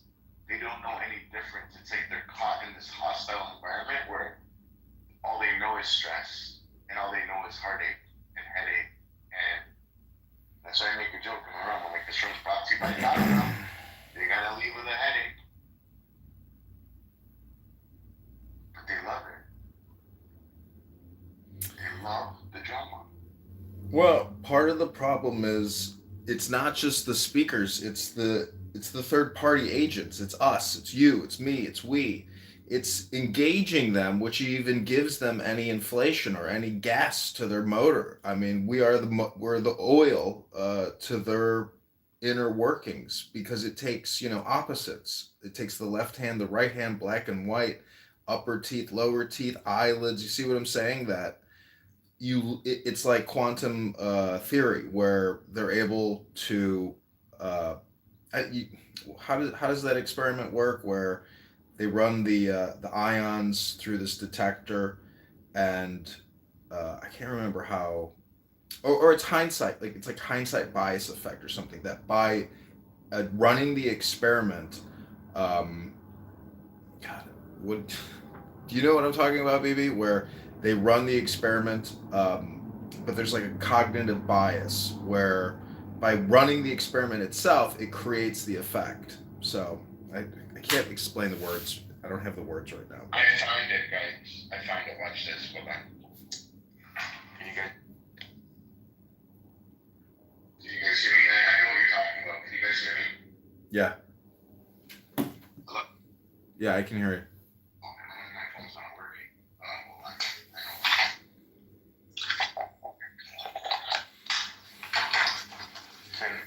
Can anybody hear me now, please? Yeah, we can hear you. Okay, so this, I found it. Here it is.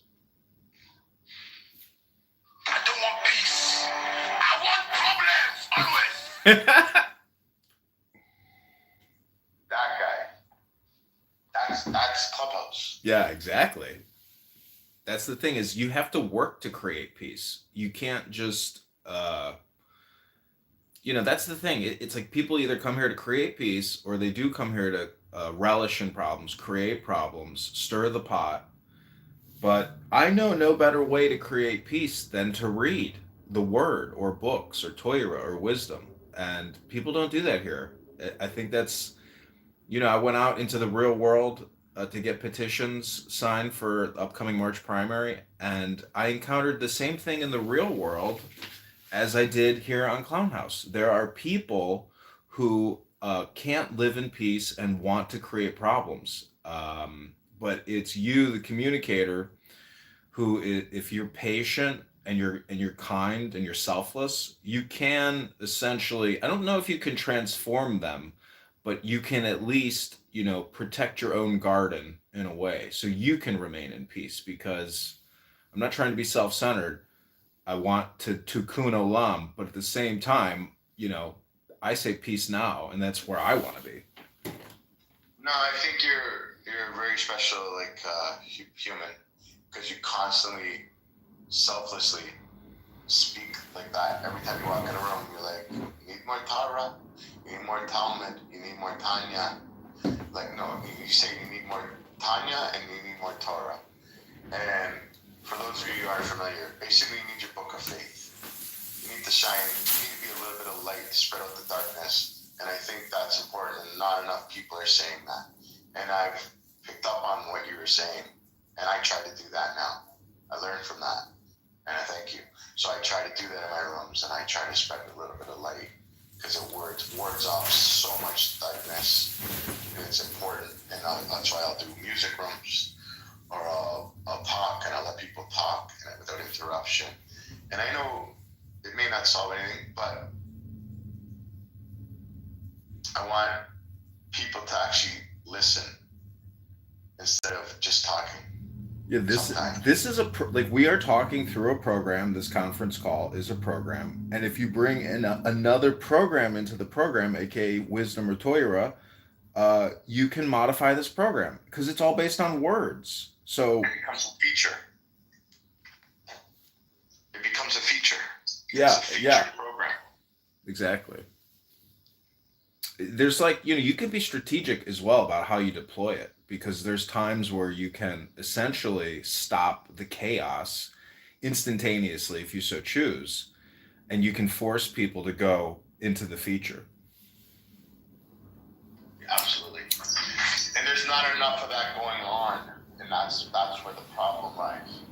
The problem is that idiotic spin of that guy. I want problems. I don't want peace. But it's amazing how popular that video became. When I do look at it, how many views were on it, it's sickening. Which one?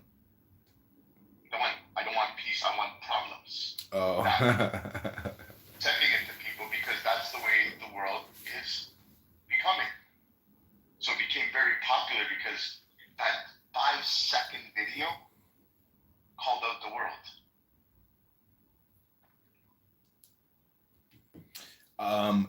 You know, I gotta say, like, so I went to this farmer's market, and you know, there's all these people that work on farms. They got children that work on the farms. Some of them are Mennonites, or they're, you know, German, I guess Mennonites. They're basically they're like Mormons, or not Mormons, Amish. You know, they're anti-technology, big into action, big into farming. They don't have a lot of these mental health problems that a lot of people do. You know, in generalized society, because their education and their whole life has essentially been, in a way, digital, and they're not reading. They're just looking at their cell phones. So my brother's very religious. He raises his kid religious. They don't have a TV. Mm-hmm. They don't listen to news. The kids go to Hebrew school, so they don't get indoctrinated by propaganda. And he said, and it's funny the way he said, I'm brainwashing my children. I said, you're brainwashing them? He said, yeah. He goes, you look at brainwashing as different, but I'll explain to you what I mean by that. I'm cleaning their brains to be pure. It is all programming. Your Yes. life is one long condition. You know, Trump, look at my PTR. Trump has conditioned many people, but many people rejected his conditioning. I'm just saying, you can condition yourself. It's a choice, but you have to do work. And, you know, the secrets to life are in the hardest places to find, or to, you know, to seek out. And really, it's a program, it's a feature, it's the book. And I mean, I'm surrounded by books. I've got, you know, I don't know, a couple thousand books in my house, and I forced that situation. Yeah, I try to, you know, Clubhouse, because it is so dynamic and it's so much in the now, and there's such a milieu, you know, or a cornucopia of speakers. It is such a highly addictive app because, from a filmmaker perspective and recording, it's I think it's really a great product that I'm creating. But you could look at it as an audiobook. Exactly. As a toxic audiobook. Exactly. Because it's my choice to what I want to listen to, or what I want to, you know, ingest for my media diet. And I'm choosing Clownhouse, but in the morning now, just last week I started reading books again out loud for about 2 hours every morning.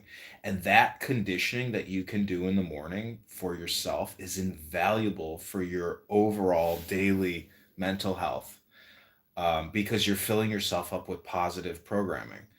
And people on this app start their day out talking about the dumbest shit in the world. It's terrible conditioning, it's terrible programming. This is why people go to college, to get programmed, to get conditioned, to, you know, also work your way into a network. But it's really the conditioning. You say that. So I have my tefillin on my kitchen table, and I put it on the chair, and I'm rushing around in the morning, and I glance at it, and then I'm like, I'm walking out of the house, and I turn right around, and I'll pick up the tefillin, I'll shut the world out. I'll put it on my phone, tefillin prayer, go to the page, boom, and I'll wrap. And then there'll be other days I'll walk right by it, and I'll be like, I have until 8:50 p.m. But when I do it first thing in the morning, my day is, I get solace. I get a complete, nice, well-rounded day, and feel peace within. So it's so true. It's what you ingest from the beginning of the day. Yeah. If you don't start eating healthy at 10 o'clock at night, first thing in the morning, your body will feel good. You don't eat like shit all day and then eat healthy at night. You don't intoxicate yourself with Clubhouse and your real world with like, you don't walk out of your house and say, fuck you, neighbor. And then at the end of the night, you're like, hey man, just want to make peace with you. Your whole day's gonna be shit. So if you fill yourself with good, positive vibes in the morning, you should. If I was a betting man, you should have a nice positive day. See, you actually, if in my opinion, if you read out loud in the morning, you're killing two birds with one stone because, as we just said, that listening to Clubhouse is basically nothing more than an audiobook. But you are not just what you think. You're also what you hear and what you say. And when you read out loud, you're also listening. So what I'm saying is that Clubhouse is like doing an upload into your brain. And if you, override that upload by reading out loud in the morning, it's everything is just for a day. So if you can just read out loud tomorrow for an hour in the morning, I'll be there in your room. I'll record it. I'll put it on YouTube. Read something special, some wisdom, and then let's do an experiment and see how that impacts your day. And then we'll record your observations at the end of it. I love that. Social experiment. Yeah. In life, real life. And we're killing three birds with one stone that way. Because we'll do it on Clown House and we'll help program other people. Yeah, it's like the Rebbe giving tzedakah, right? The whole point of it was one Jew helps out another Jew, and then that Jew helps out too. Now all of a sudden 4 Jews got helped, and it becomes a ripple effect. Mm-hmm. Yeah. You're a wise guy, bro. Thank you. Royal, it was this guy, I forget his name. Last name was Rage. First name was Black Rage. And then there was Scotty as well. It's been going on the last week it's been on for a while, but it's more prevalent in the last week or two, where people are just saying fuck Nazis. I wish, but I've heard it for the past 5 years, but I guess it's always been, but it's becoming more and more and more, where they're like, Hitler didn't kill enough. Nazis, didn't do enough jobs, or there's good Nazis. Like they're just so backwards that they say they're sucking and blowing at the same time. But no, I agree with that experiment, and I would love to engage in that and read something short, because I find these long-winded things are no good. Something short, something sweet. Well, no, don't make it too short. You need at least a decent amount of programming. Try to read for 10 minutes. We'll do 10-minute rotations. When I first met you, I did not like you. I thought it was like in hindsight, I thought it was very difficult to communicate with you. But you know who changed my mind about you and reframed my way of thinking? El Normo. He said to me, he says, don't be so hard on BB. And I said, I don't know, this is what he said. He said, BB's trying to be aspirational. Let him be aspirational. I was like, oh my God. I was like, you're right. I was like, why? That to me was like a really good reframe. I was like, why do I have a negative opinion about you? I was like, that's a me problem. So after he told me, he's like, let BB be aspirational, and I was like, wow, okay, you're right. Well, thank you. I owe Normal a huge help. Does it need to be aspirational? To be himself, to be free, to say what's on his mind, to not judge his aspiration. That's what it meant to me. Oh, I see. So a prime example is an aspirational goal to become a renowned author, motivating someone to write daily and refine their craft. That's an example of it. And relating to characterizing by a strong desire and ambition and to achieve something significant or ideal, often reflecting hopes, dreams, or goals that inspire personal growth or success. I see. Okay, that's clear now. Well, thank you for taking me under your wing, John. And like today, whenever somebody was like, John's an idiot, I'm like, actually, John's very extremely intelligent. Then you spoke, and the guy shut the fuck up and listened, and I was like, wow. John came through like crazy right now. And the guy changed his whole tone with you. And he started listening. And it was actually, and then he asked you more questions. In my heart, I was smiling. Straight up, I was. I was like, this is just awesome what just happened here. And I pointed him in the right direction. And I'm happy I did. How you doing, Seneca? Oh, I'm well. I'm starving, but I'm okay. You're hungry, you're not starving. Yeah, I'm hungry. I'm trying to order some food because I'm too lazy to cook right now. Tell me something positive about your day. Something positive. I know one thing positive about you, but I want to hear what you have to say. Well, one thing. Well, I got through. I don't know if it was really today, but I guess it fed into today. Okay, for one, I'm ashamed to say this, but I'm going to admit it. But at a certain point, I was missing my prayers. Right after I got scammed and the whole thing happened on Clubhouse, I was missing some of my prayers. Actually, not some, like a lot of my prayers. I would make it to the mat sometimes, but then there'd be sometimes I wouldn't make it, right? And up until that point, like from the time I did my shahada, I never missed a prayer, not once. Like that was like my bare minimum. Like it was like the bare minimum I could do. Like in addition to that, I was reading the Quran, I was, studying fiqh, right? But I never thought that I could ever miss my prayers, right? And then it was humbling to see that at the end of the day, I'm not this, or whatever, or some God. Somebody tell you what, so go ahead. Yeah, but I'm still fallible. So it was humbling to see how fallible I am. And that's what I came to realization today. Even though now I'm back on my prayers, like I'm not missing any prayers.